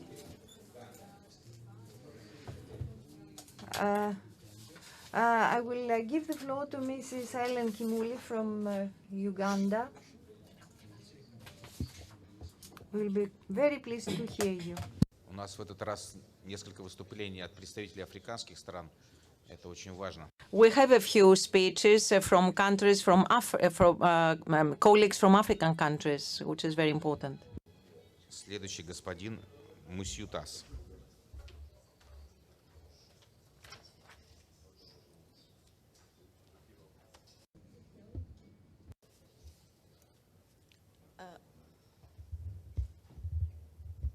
The President, General Secretary, advisors, the Secretariat, honorable members, ladies and gentlemen, good morning. I come from Uganda, such a beautiful country where there are beautiful people. And about today's topic, I would like to interest all of us. First of all, I would like to say I'm very excited and happy to be here. It is not something common to see an Orthodox from Africa, I know. But I am excited, and thank you so much for inviting me and my colleague and others. I would like to first of all express my excitement about the new European Organization of African, Caribbean, and Pacific States Agreement. Quite particularly because it was reached upon and initiated during this period, it should be cognizant of these new unfoldings. For the sake of today's discussion, I take specific interest in priority 5 of the common principles of the agreement, which is about climate change. The world has faced a lot of crises, such as these pandemics, and I know men and women, just like us, have sat in different rooms to discuss the effects of COVID-19, how to better prepare for the future, how to deal with the economic consequences. The COVID-19 pandemic particularly has and is still wreaking havoc in countries across the globe, causing a global health crisis and forcing economies to slow down due to strict quarantine measures. But amidst this crisis, we have a silver lining, and that's what I want us to focus on today. COVID-19 has had an effect on climate change in an intriguing way. It is observed that COVID-19 pandemic has had a positive impact on the environment. Yes, we may say COVID-19 is deadly. Yes, it is, but there's something positive that we've gotten out of it. Scientists have confirmed that air quality in certain regions has improved. The air we breathe has become clearer as there is less emissions of pollutants in the air because of lockdowns. Nitrogen dioxide and carbon dioxide have significantly decreased. Nitrogen dioxide is a dangerous gas that is emitted from the burning of gasoline, coal, diesel in vehicles, power plants, and industrial facilities. Near-ground nitrogen dioxide can turn into ozone and make air hazy and unable to breathe. Nitrogen dioxide is known to cause several diseases that are fatal to humans, and as like, for example, lung cancer. As industries, aviation, and other means of transportation stopped back then, air pollution reduced. Countries that were severely affected by the virus, like Italy and Spain, in those countries, air pollution reduced. A reduction in commuting due to work from home policies also played its part in reducing carbon emissions. It is safe to say that no one wanted carbon emissions to be reduced this way. COVID-19 has a dark cost to our lives, healthcare systems, and mental health of people around the world. Nevertheless, it has also shown the communities that can make a difference when they take care of each other. And this could be an invaluable lesson when we face climate change. I want to hurry and finish. Moving to the future, COVID-19 pandemic offers lessons and opportunities leading to environmental action. As things improve, there is also an opportunity to ensure a sustainable climate path in the post-epidemic world. It also provides guidelines for individuals and societies to build a sustainable and healthier environment. For instance, we will have a new baseline of what can be achieved digitally, remote work, education, shopping, and more. In addition, as our governments, private institutions, and even social media succeed in partnering, we will possibly feel more capable of tackling climate change as a pressing issue. Our response as we continue to deal with this health crisis will shape how we will deal with climate crisis in the next decades. Times of change can lead to the introduction of long-lasting sustainable habits owing to the outbreak. Some habits that are incidentally beneficial to the environment may last since people will have experienced scarcity. For example, the reduction of travel, personal consumption, and food waste. This public health crisis may serve as a turning point for another well-known crisis that even though it may be perceived as slow, has the potential of significantly impacting humanity. As Secretary General of the United Nations, Antonio Guterres, indicated, the threat of COVID-19 is temporary. Meanwhile, the threat of droughts, floods, and extreme storms linked to climate change will remain for years and will require constant action. moving into the period of post-COVID, as we recover from the economic crisis, we should create a functional economic system that supports people without threatening the life of Earth. Economies are a product of healthy, safe, and sound human societies. These healthy societies rely on natural life, which includes clean air, water, and food. Intensive and polluting agriculture practices, unsafe management, and consumption of wildlife undermine and pressure these services. However, what should we do after all this? We should invest in reservation of nature, clean and green investments, ensuring a green energy transition. I have personally started up a project in Uganda which basically seeks to awaken the masses on climate change, preservation of nature, and among others. Promotion of healthy food practices, and again, this might be a luxury among the global poor, especially the developing countries, because the vast majority don't really have what to eat. But even then, can we have provision of food tied to healthy feeding? Can we build health through livable cities? And then finally, can we stop the funding of pollution? Hello? Can we stop the funding of pollution? We need a strong foundation to build safe, healthy, and environmentally friendly societies generations to come. To mitigate the economic crisis caused by COVID-19, nations around the globe are rapidly stimulating their economies. Similarly, equal attention should also be given to climate change, as it also affects human health and prosperity. My colleague yesterday talked about what is happening in Uganda, and we decided I should talk about what's happening globally. As I conclude, I would like to tell you about Uganda in just a few seconds. Uganda is such a beautiful country, full of green, full of beauty everywhere. There's a lot of hospitality, and I welcome all of you to Uganda. And there is a specific island called Kalangala. It is an island like Crete, very beautiful. It is an island that I represent in the Parliament of Uganda. I welcome all of you. You're welcome all the time, anytime. Thank you so much, and God bless you. Спасибо большое, Елен, за...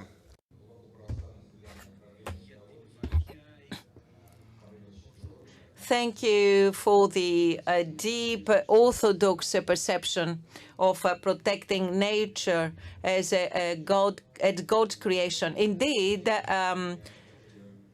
Uganda is a jewel, the jewel of Africa, according to Winston Churchill. Now, dear friends, Mr. Marinos Mousioutas from Cyprus has the floor. Then Mr. Sabi. И потом, друзья, мы... On the main topic. And then we will give the floor to our advisors. Mr. Marinos, you have the floor. Allow me to thank you for the invitation to take part in the General Assembly. As a new member of the I.A.O, representing our Cyprus, I would like to say, first of all, that the 2 days that we have spent here so far have shown me that participation, membership in this organization will be of personal benefit, but also for the benefit of our country. Definitely, the topic we are discussing here today is the future of the world, the future of Europe after the pandemic. A lot has been said. I will not tire you by repeating the same. I will only focus on a couple of points. One has to do with how all countries have managed, to a certain extent, to promote education in the pandemic. The conditions were unprecedented, and we were forced to work in a way that might have never happened if the pandemic was not there. So we had to readjust the education systems, making them more flexible and innovative, and we accelerated the process to secure equal and high-quality education. Speaking of equal education, let me point out that we have to consider how we can help the lower classes to attend education. So lifelong learning, higher quality educational objectives can be promoted by exchanging information and know-how and by exchanging good practices among states and educational systems with a vision of ecumenical education on the global level. In the Universal Declaration on Human Rights, it is said that education is to complete, to fulfill the human personality, promoting friendship, peace among nations, irrespective of race or group, for the preservation of peace in the world. The digital transformation of Europe, especially after the pandemic, contributes to the development of parliamentarism and parliamentarian relations in subjects of common interest. In closing, I would like to say a couple of words on a topic that we heard about here, but it concerns Cyprus. I am referring to the protection of cultural heritage in the occupied territories of Cyprus, and the occupied part of Cyprus. It is the I.A.O. has repeatedly adopted resolutions and other texts expressing its support for the just struggle of Cyprus, and more particularly, in particular, the ongoing destruction of the cultural heritage in the occupied part of Cyprus. It is a duty, the uppermost duty, to preserve monuments, Orthodox monuments, but also other monuments, that is, the cultural heritage which is under risk for destruction and desecration by Turkey in the occupied part of Cyprus. Thank you. Thank you very much for this lucid and clear presentation. It is usually the case with representatives from Cyprus. So we can now conclude the discussion of the central topic. Let me tell you that if you want to take the floor again, please do. I will give the floor to our political advisor. We have two of them, Mr. Kostas Migdalis.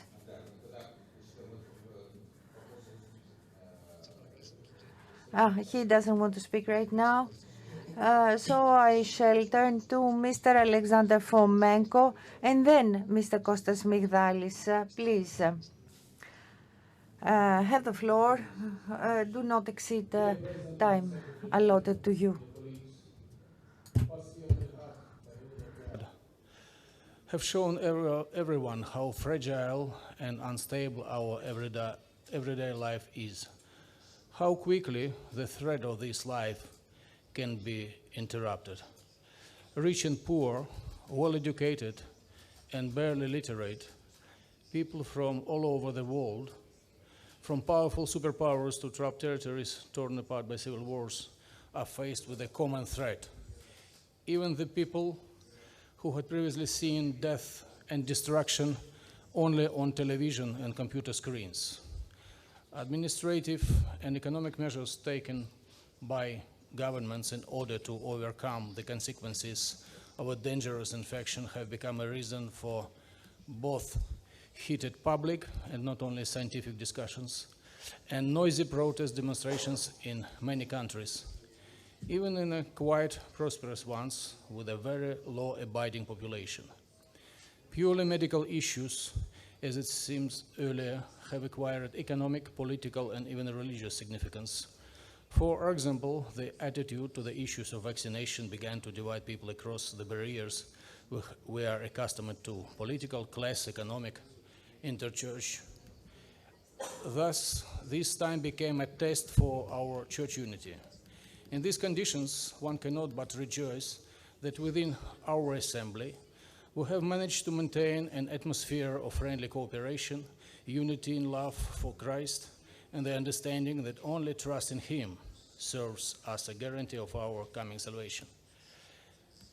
There have always been enough reasons for disagreements between us, for such reasons are constantly created by people, especially in the sphere of politics, both secular and ecclesiastical. But this time such an occasion came to us from outside, not from the world of politics, as we could expect. Taking into account all the new risks and threats of division within the Orthodox world and our peoples, the importance of peacekeeping is growing. Our assembly, by virtue of its secular nature, helps restore the depth and completeness of relations between our parliaments and our peoples, even if there are some differences between the church jurisdictions. Actually, the local churches themselves act over the barriers in those cases when acute civil conflicts divide their flock. This is how the pastors of the Ukrainian Orthodox Church, for example, have been spiritually nourishing people in southeastern Ukraine in recent years, on both sides of the conflict, on both sides of the front line. Church time is much longer than secular, especially political time, and our shepherds try to heal the souls of people, regardless of which side of the confrontation they are on. So we, the Interparliamentary Assembly, rely on the wisdom of our respected hierarchs, pastors of our local flocks, in discussing and solving purely church problems. And we are focusing our efforts on those issues that are important for the entire Orthodox world, for all churches of the East and of Europe, regardless of jurisdictional boundaries and our cultural and historical characteristics. The future of the world, the future of Europe, after the recent upheavals, depends, among other things, on how tireless we will be in protecting our brothers and our Christian faith from encroachment on it.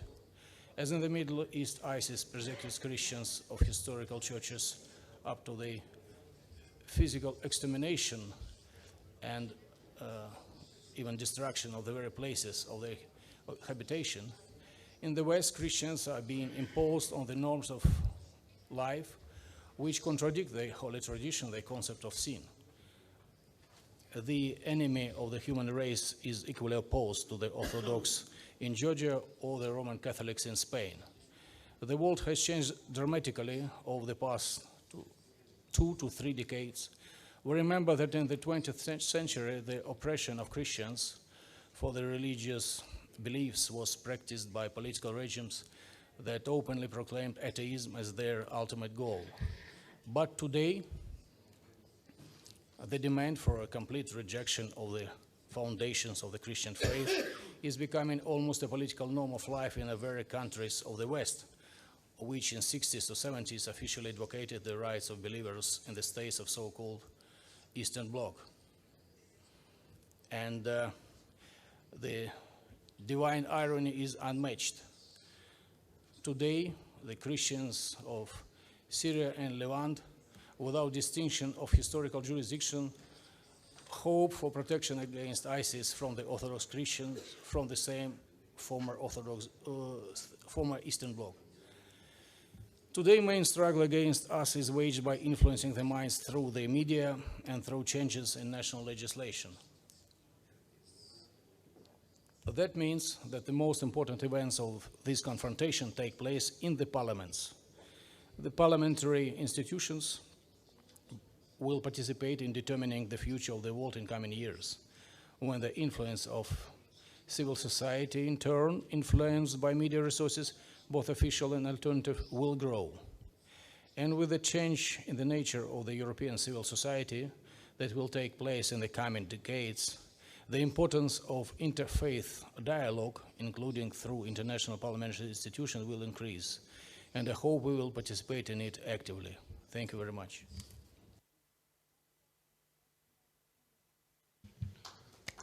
Спасибо. Спасибо, Александр. Слово предоставляется Костасу Мигдалису. И еще раз, пользуясь случаем, хотел поблагодарить вас, Костас. Once again, let me grab the opportunity to thank our advisors. Mr. Migdalis. Κυρίες και κύριοι βουλευτές, βρισκόμαστε στην ολοκλήρωση. Members of Parliament, we are about to complete our General Assembly on a very difficult and very substantive topic, the future of the world, the future of Europe after the pandemic. The European Union had not planned to open up this topic, but they had to open this topic because new realities came up. Brexit occurred, and then the economic crisis. So the EU wanted to explore views and make a better future for the mankind. And then Brexit came, and so the discussion is very relevant, very topical. In this discussion so far, apart from 3 declarations, there has been nothing on the substance, in the substance of the dialogue. We are the first organization who goes into the substance. I was very interested to hear the President of the European Commission yesterday, Vice President of the European Commission, who said that as of September, this dialogue will be intensified. So based on this and having in mind the 2 older attempts, past attempts, which ended up with 2 serious documents, one with Giscard d'Estaing and the second one with the Lisbon Treaty, we have to discuss, at least our organization, which has a way of thinking and principles aligned with the values and principles of orthodoxy, Christianity. So we have to be prepared to set some constants, some parameters in this dialogue as far as possible, or at least try to realize what is going to happen or why this is going to happen. My remarks are exactly on this. So, first point.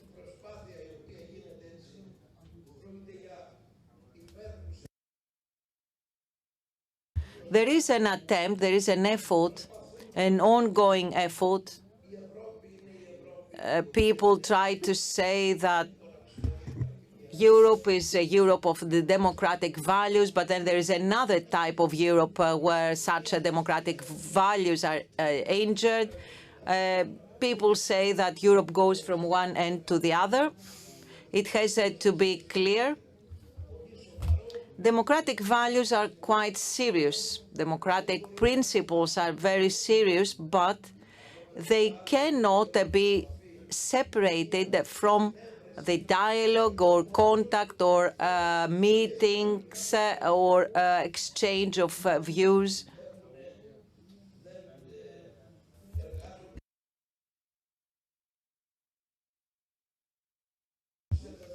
Or procedures which are not based on international data, as in other countries. So, as long as elections are held, these countries have to take part in the dialogue. And all those countries have to be viewed as the heart and soul of the European identity. Αυτή η ιστορία η οποία πια δεν έχει κανένα νόημα τελικά. So at the end, this whole story makes no sense. Trying to discover opponents is exhausting. I am personally exhausted. For example, I cannot understand what's the difference between Russia and Germany. Both Russia and Germany exploit people. Both Russia and Germany have rich people. So where do we stand? Are we in an era of Cold War? And if Russia has less democracy, it has gone through the furnace of communism. So they have the right to adapt. There might be opposite interests, conflicting interests. There might be collective associations who want to buy goods at lower prices. Okay, that's a different topic. But we cannot start saying who is good and who is bad while economically we both do the same. It's quite ridiculous. So in this dialogue, we needed to mention all this. Another most interesting topic is how to include in this dialogue the issue of European values. Once you start opening this concept of European values, you immediately open the door of the divine, because the values are the foundation of religious identity.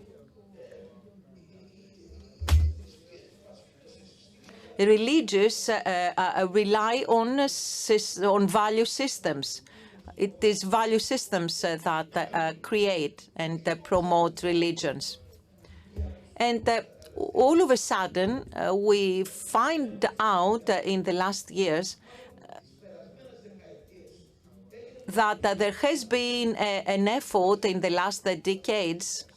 There has been an effort of people to say, let Christian values aside because they insult our Muslim brothers. But let's leave that aside. Values are values. Look, there are Muslims whom we respect and love, but we cannot exclude, or we cannot forge we cannot falsify the identity of a whole continent. We cannot ignore, for example, that Africa used to have an identity, and then there have been missionaries trying to change this identity. Either if we like it or not, this is reality. And the reality in Europe is that it has been the birthplace of Christian values. Either if we like it or not, no one could claim that they don't want to come to Europe because they don't like the religious identity. Whoever comes in Europe, his religious identity is respected. But when they come to Europe, they have to know that this is the religious identity of Europe. And this is the identity that we want to defend and support and proclaim. Now, this unclear concept of not offending anyone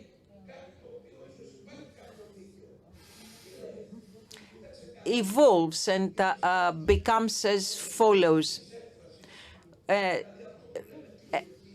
Bodies of religious expression, the clergy, hierarchs, or bodies of religious power, create obstacles, and in the modern society, they place obstacles in this journey.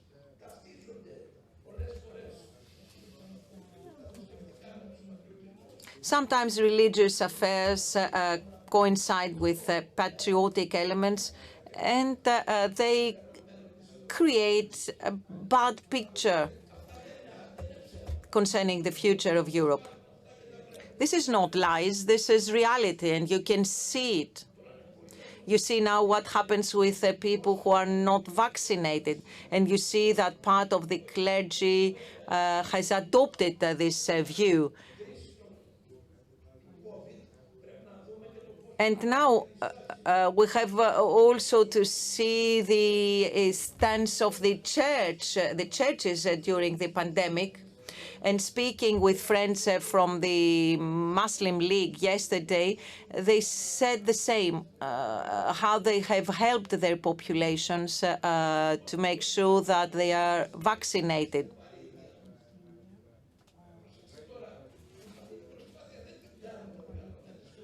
This is not an effort by organized political powers. Political parties do not take a stance on this. Let me remind you of what I have been saying here for so many years. Be careful as members of parliament. Political power is being removed from the natural places where politics should be exercised, that is, political parties, members of parliament, political institutions. And political power goes to some dark groups which are in the backstage, who may be managers of big companies or bureaucrats who claim a lot in the name of growth, in the name of development. They say, be careful because a euro value will drop or dollar value may go up. And they try to influence governments.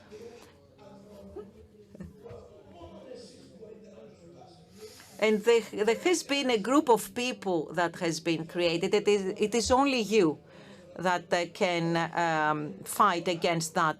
People cannot go out in the streets against such invisible opponents. It is only you, through your political parties and through your meetings and encounters, that you have to break this abscess of democracy. Because this is going to destroy what the mankind has been creating for years, parliamentarism. And we need to break this. We cannot let this go on. There is a clique of individuals that manage finances and scare people. People, of course, are scared for one more reason. They're coming out of an adventure that were unprepared for. The world was not ready for what happened, and because they were not prepared, they turned to God, irrespective of what God they believe in. So right now, the people are beginning to realize that they're not all that powerful, that politics and science are not all that powerful as they used to believe. And there's going to be another issue raised.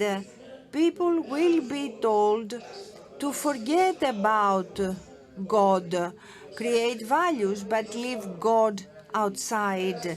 And this is very serious. When we defend the concept of God, be it Muslim or Christians, Orthodox Christians, when we defend our God, we defend freedom. Do not think of the God that we have been taught to think of as a God that punishes. God is freedom, and this is what they are afraid of. People who have a God will find freedom. They don't want this. So when we defend the concept of God, we defend a framework of freedom, and this is what we need for the world of tomorrow. Thank you very much. Thank you very much, Kostas. Very important what you have said. The whole question of question of God, churches, elected representatives in the parliaments. Very important aspects that you have raised. And now, ladies and gentlemen, I would like to give the floor to the Secretary General, Mr. Maximos Charakopoulos, for his proposals of activities, future activities, because we have to plan for our activities. So, Mr. Charakopoulos. Thank you, Sergei. I want to thank both advisors of our organization, Alexander Fomenko and Kostas Migdalis, for their very valuable work to our organization and for their very interesting interventions a while ago. Dear Alexander, you will allow me to say that I heard you with great attention, but I think that what Mr. Migdalis said today was totally inspired. I have known him for years, but today he was inspired. It was like the Holy Ghost sat on his head and spoke through his mouth. Dear friends, I shall present the activities that we have planned for the coming year, and I want to have your opinions. Of course, the pandemic proved to us that we need to plan our actions, but we need to always take into consideration the force majeure. Things may change radically, very quickly. Therefore, as we have done to date, we will do so in the future. If new circumstances arising may overthrow our planned activities. First activity, presentation of the special volume with the subject the churches of Saint Sophia, Hagia Sophia in history and the world. It's going to be presented in different countries of the world, and we are very proud of this initiative we've had to create such a volume that will be valuable for researchers and citizens alike.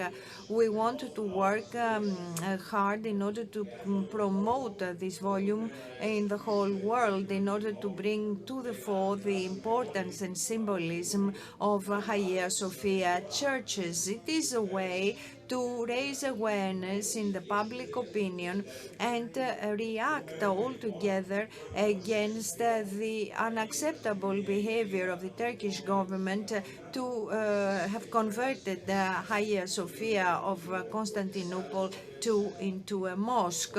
And we are going to have the first presentation of the volume together with you in October in Athens, and then we shall continue in other countries in October.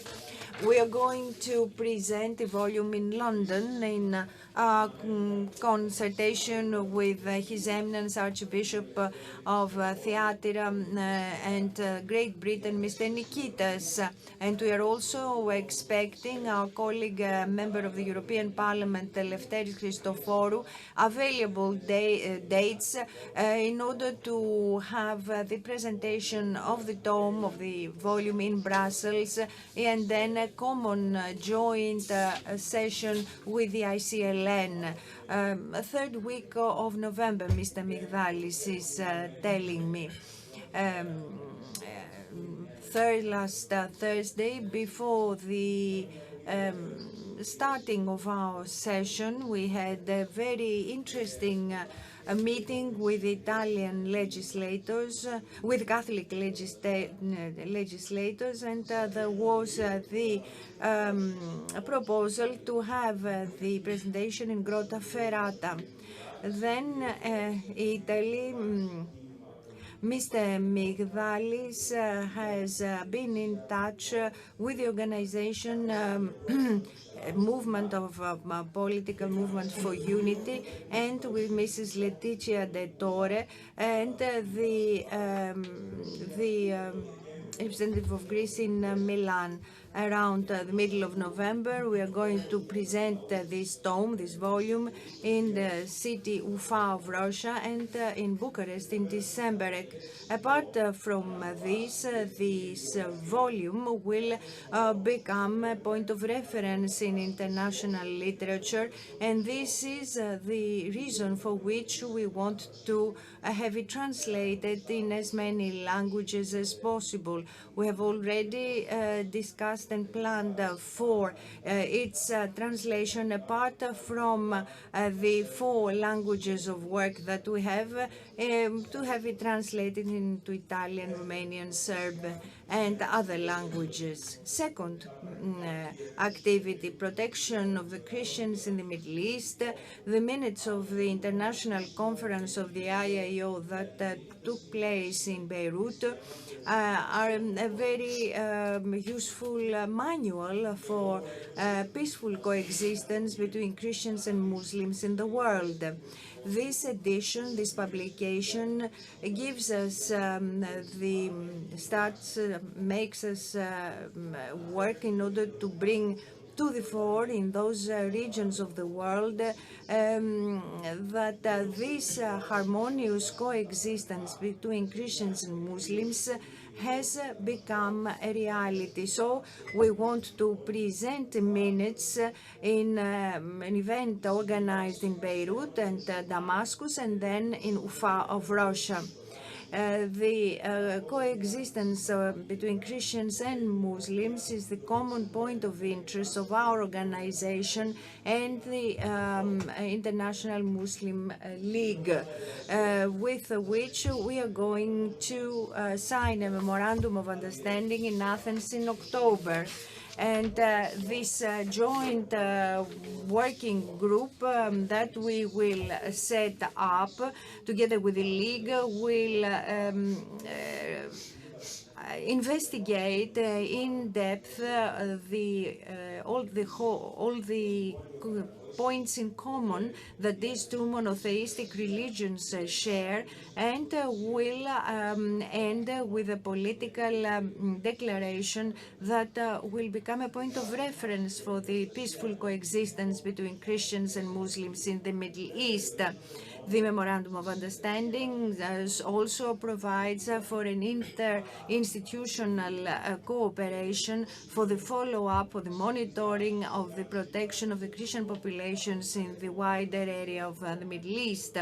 Our actions for the protection of the Christian populations in the Middle East is not restricted to our cooperation with the League, but it is also the central point of a common action with the Center of Excellence of the University of Athens on the persecutions sustained by Christian populations in the Middle East. Third, events and initiatives for the celebration of the 200th anniversary from the beginning of the Greek Revolution. Greece is 2 centuries old as a state. We had to participate in this celebration. Our organization must not only follow the flow of history, but use critical thought and look into the past, assess the circumstances of each and every era, and hark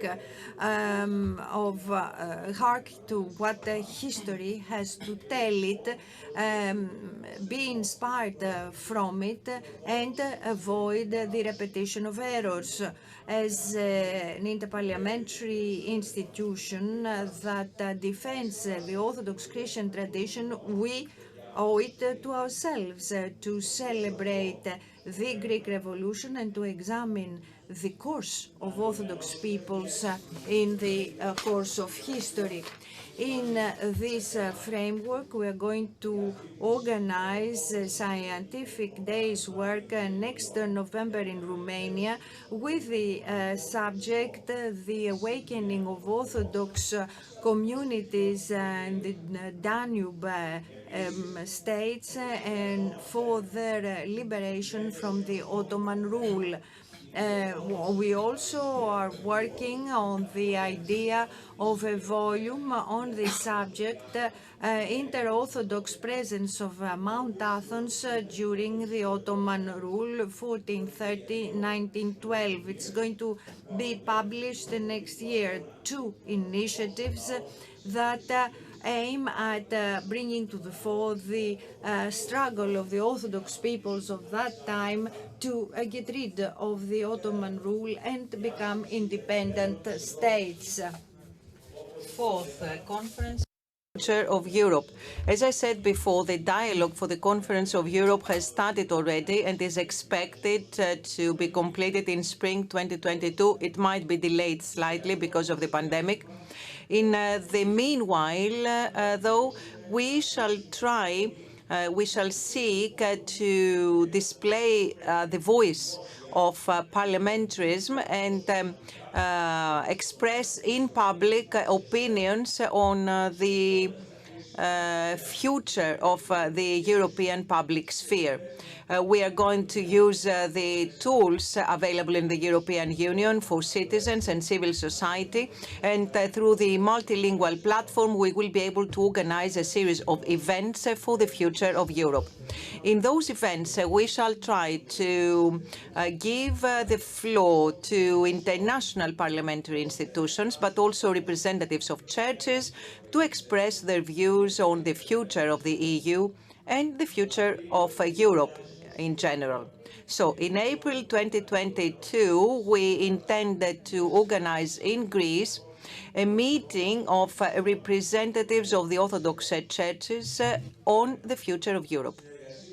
5. Cooperation with international parliamentary institutions.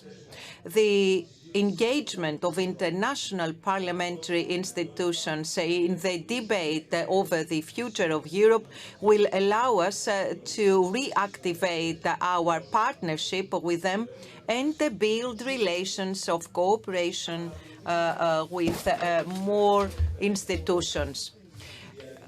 Throughout last year, we have followed up the online meetings of the plenary bodies of interparliamentary organizations where we have the observer status, that is IPU, PABSEC, Parliamentary Assembly of the Mediterranean, PAM, Pan-African Parliament, and the Inter-Parliamentary Assembly of the Independent States Commonwealth. We also reflected on the developments in the seat of the Pan-African Parliament, Southern Africa, and in consultation with the I.A.O. liaison with the Pan-African Parliament, His Eminence Metropolitan of Zambia, John, we shall try to organize a meeting of the coordinating working group between the I.A.O. and the Pan-African Parliament to explore any practices of mediation or exchange of views to overcome the institutional crisis in the Parliament of the Black Continent. It is also important to consider how to proceed in our cooperation with the Parliamentary Union of the Islamic Conference member states, which is the only parliamentary expression of the Muslim world. We have initialed an MOU in 2005, but since then nothing has happened. Of course, we do know the influence exercised by Turkey on the decision-making organs of this institution. We cannot forget that, but we are trying to create a climate that can allow for a substantive cooperation when the right momentum is found. We had, though, a very sincere and constructive discussion with the vice chair of this organization, Mr. Sijani, and we have accepted the invitation to attend the next General Assembly of the Parliamentary Union of the Islamic Conference member states. There are also other international parliamentary institutions that we shall try to have a more dynamic contact with, such as the European Parliament, the Parliamentary Assembly of the Council of Europe, the Parliamentary Assembly of the Organization for Security and Cooperation in Europe, the Parliamentary Assembly of NATO, the Parliamentary Assembly of Baltic States, the Latin American Parliament, the Arabic Parliament, and so on. 6 regular meetings of the IAO bodies. We are thinking for the meeting of the International Secretariat, chairpersons and rapporteurs of the IAO committees in November to be held in Nafplio, Greece, to celebrate the 200-year anniversary since the liberation war of Greeks, and also in order to honor the first governor of Greece, Ioannis Kapodistrias, a figure of ecumenical prestige in his times and accepted by Greece, Russia, and other peoples in Europe. In Vouleftiko, which is the room that hosted the first National Assembly of the newly established Greek states, we intended to organize a relevant one-day conference to honor the first Greek governor, Ioannis Kapodistrias. Now, about the second meeting of the Secretariat, we are thinking about holding that in early April, but we have not yet concluded on the venue. Concerning the 29th General Assembly, which is one before the 30th anniversary of our organization, this is scheduled for June 2022, so that we can go back to the normal flow of our timeline after this deviation because of the pandemic. And we would very much be interested in hearing your own proposals and view on the venue for our spring secretariat and the venue for holding our next General Assembly. So we will take your views so that we can conclude on the relevant decisions. Thank you for your attention, and thank you for your creative participation in these 3 days of our works. На следующий год, понятно, что сейчас сложно утверждать, что это все состоится, но что в ваших выступлениях, которые вы сегодня и вчера произошли, было немало предложений от многих стран, кроме Греции, кроме Башкирии, у нас появились предложения из Алании, из Иордании, сейчас я дам на слово, из Уганды.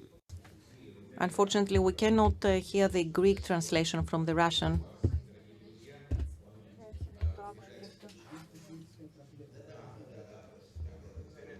Подождем перевод. Подождем перевод.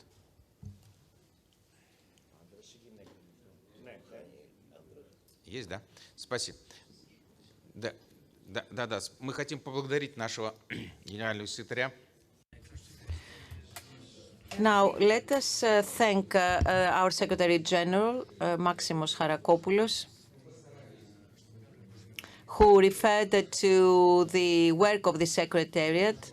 We tried to gather all proposals, and we also had several proposals that were made here orally from delegations taking part in our assembly. So there have been proposals about organizing events in Russia, Jordan, Cyprus, and in other countries. There are many suggestions. The situation is complicated. Of course, we cannot promise that all those events will truly be held. But anyway, if you have specific proposals, please bring them to the attention of the Secretariat so that we can make our plans.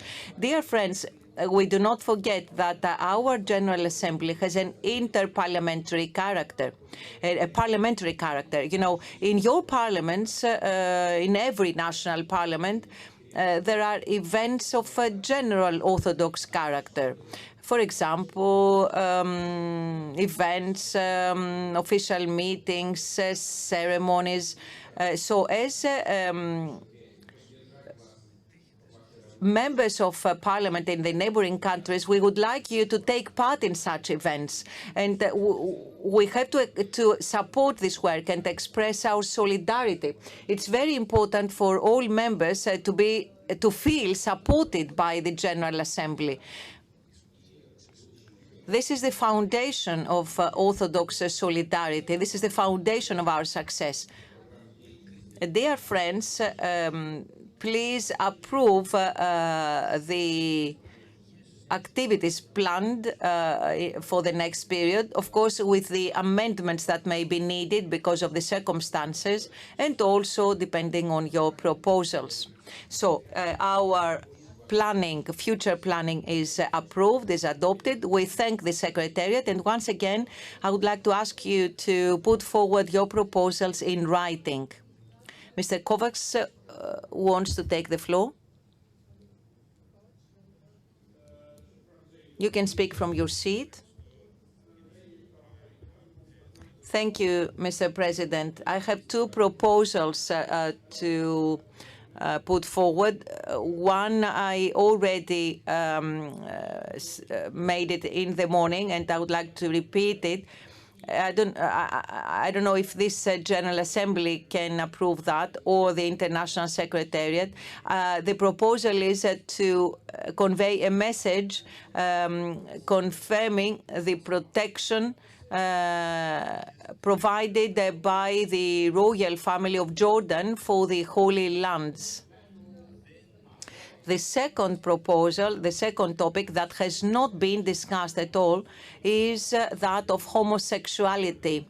As members of the World Organization of Churches, especially in the organizing committee, we suffer a lot because there is no active participation from the representatives of the Orthodox churches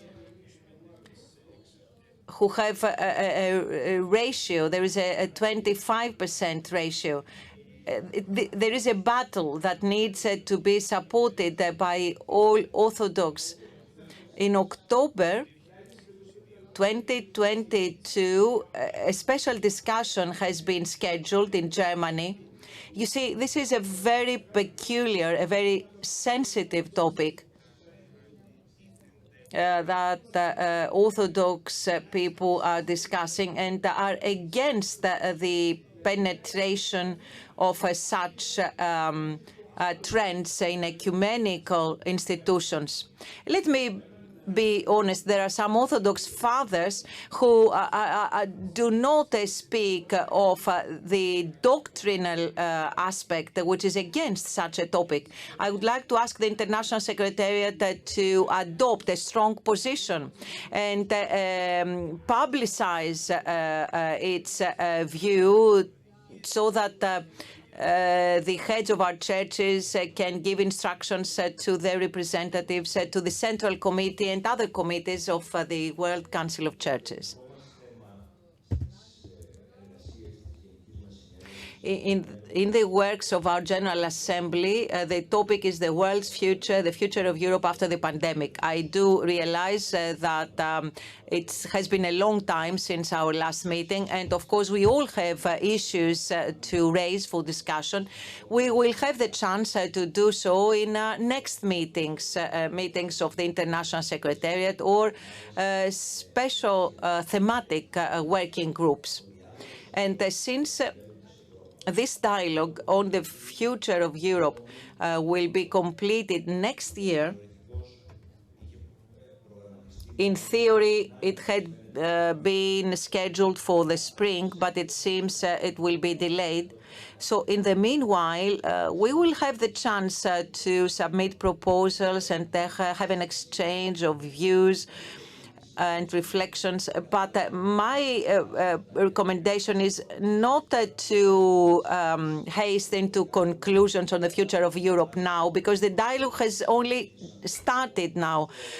So the proposals are being recorded, but we will have one whole year ahead to go into a substantive discussion and to go deeper into certain topics. So let's not draw conclusions now, anticipating the positions of our members, national delegations, or views that will be expressed by other interparliamentary organizations, because such views may be constructive and fruitful and may enrich our perspective of the future of Europe.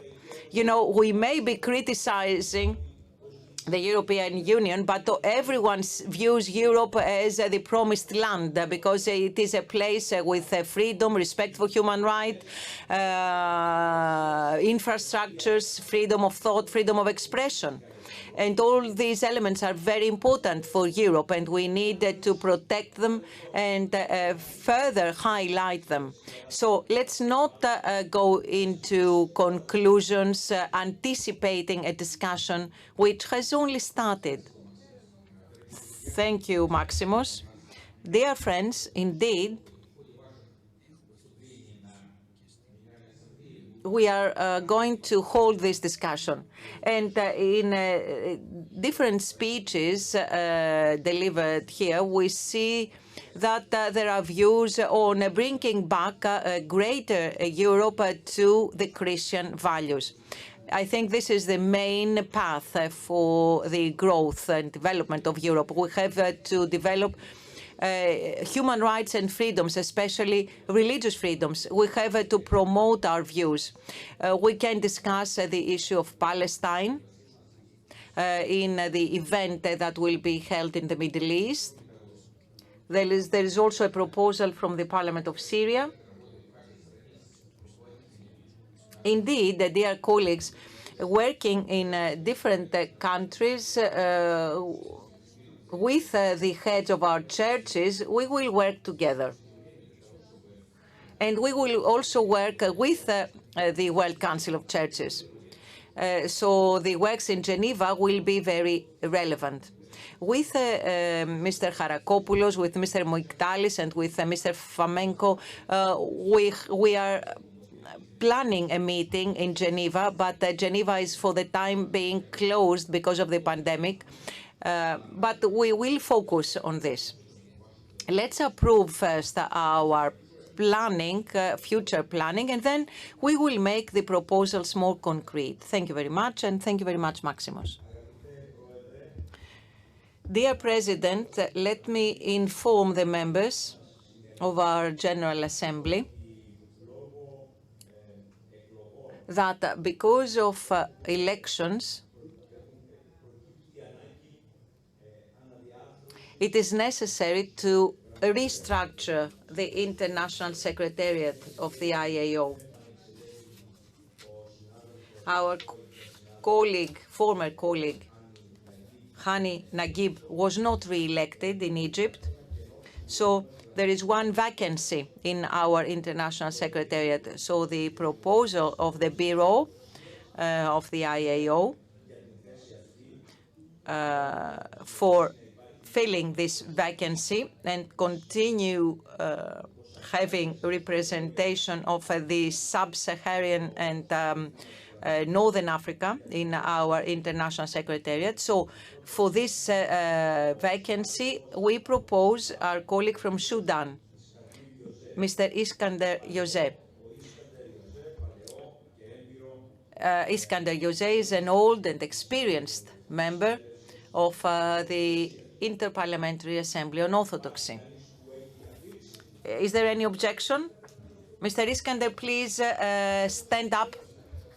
Please stand so that people can see you.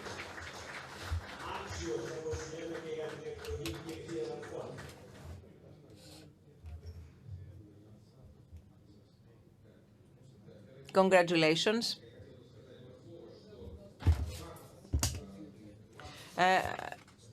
Allow me to say a couple of words. In your folders, please pay attention. In your folders, you can find some forms. Please fill in these forms with your contact details, phone numbers, contact details, and which committee you would like to be a member of. And please also submit your proposals, because we do want to gather all the proposals of our members so that we can give your preferences to the Secretariat and be able to restructure the composition membership of the committees of the IAO.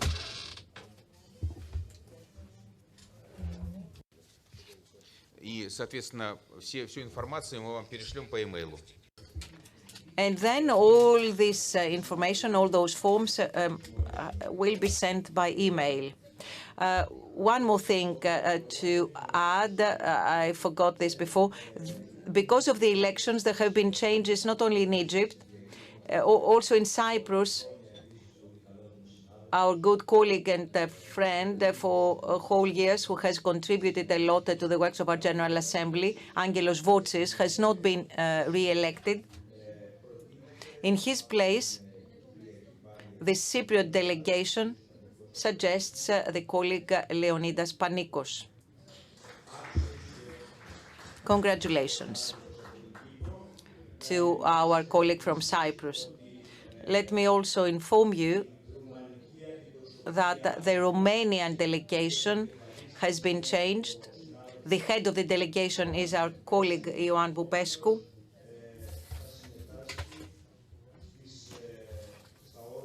Who will take part in the organs of the IAO as a rapporteur in the Committee on Regulation. Thank you very much for your participation in the works of the Committee on Regulation of the IAO, and we are confident that with the new Romanian delegation, our relations the relations between Romania and our international organization will be strengthened. We are going to plan for a meeting in order to schedule future activities. Now, some more information. This was some more information from the Secretary General, and now I will give the floor to the advisor, Mr. Migdalis. So we are finishing now, and we shall meet up again in the afternoon according to our schedule. In the evening, we're going to have a very nice little concert out in an outdoor place and a dinner. And we do hope that it's going to be a very pleasant evening. This concert is going to be only for us. The other thing I want to tell you concerns tomorrow. Please pay attention.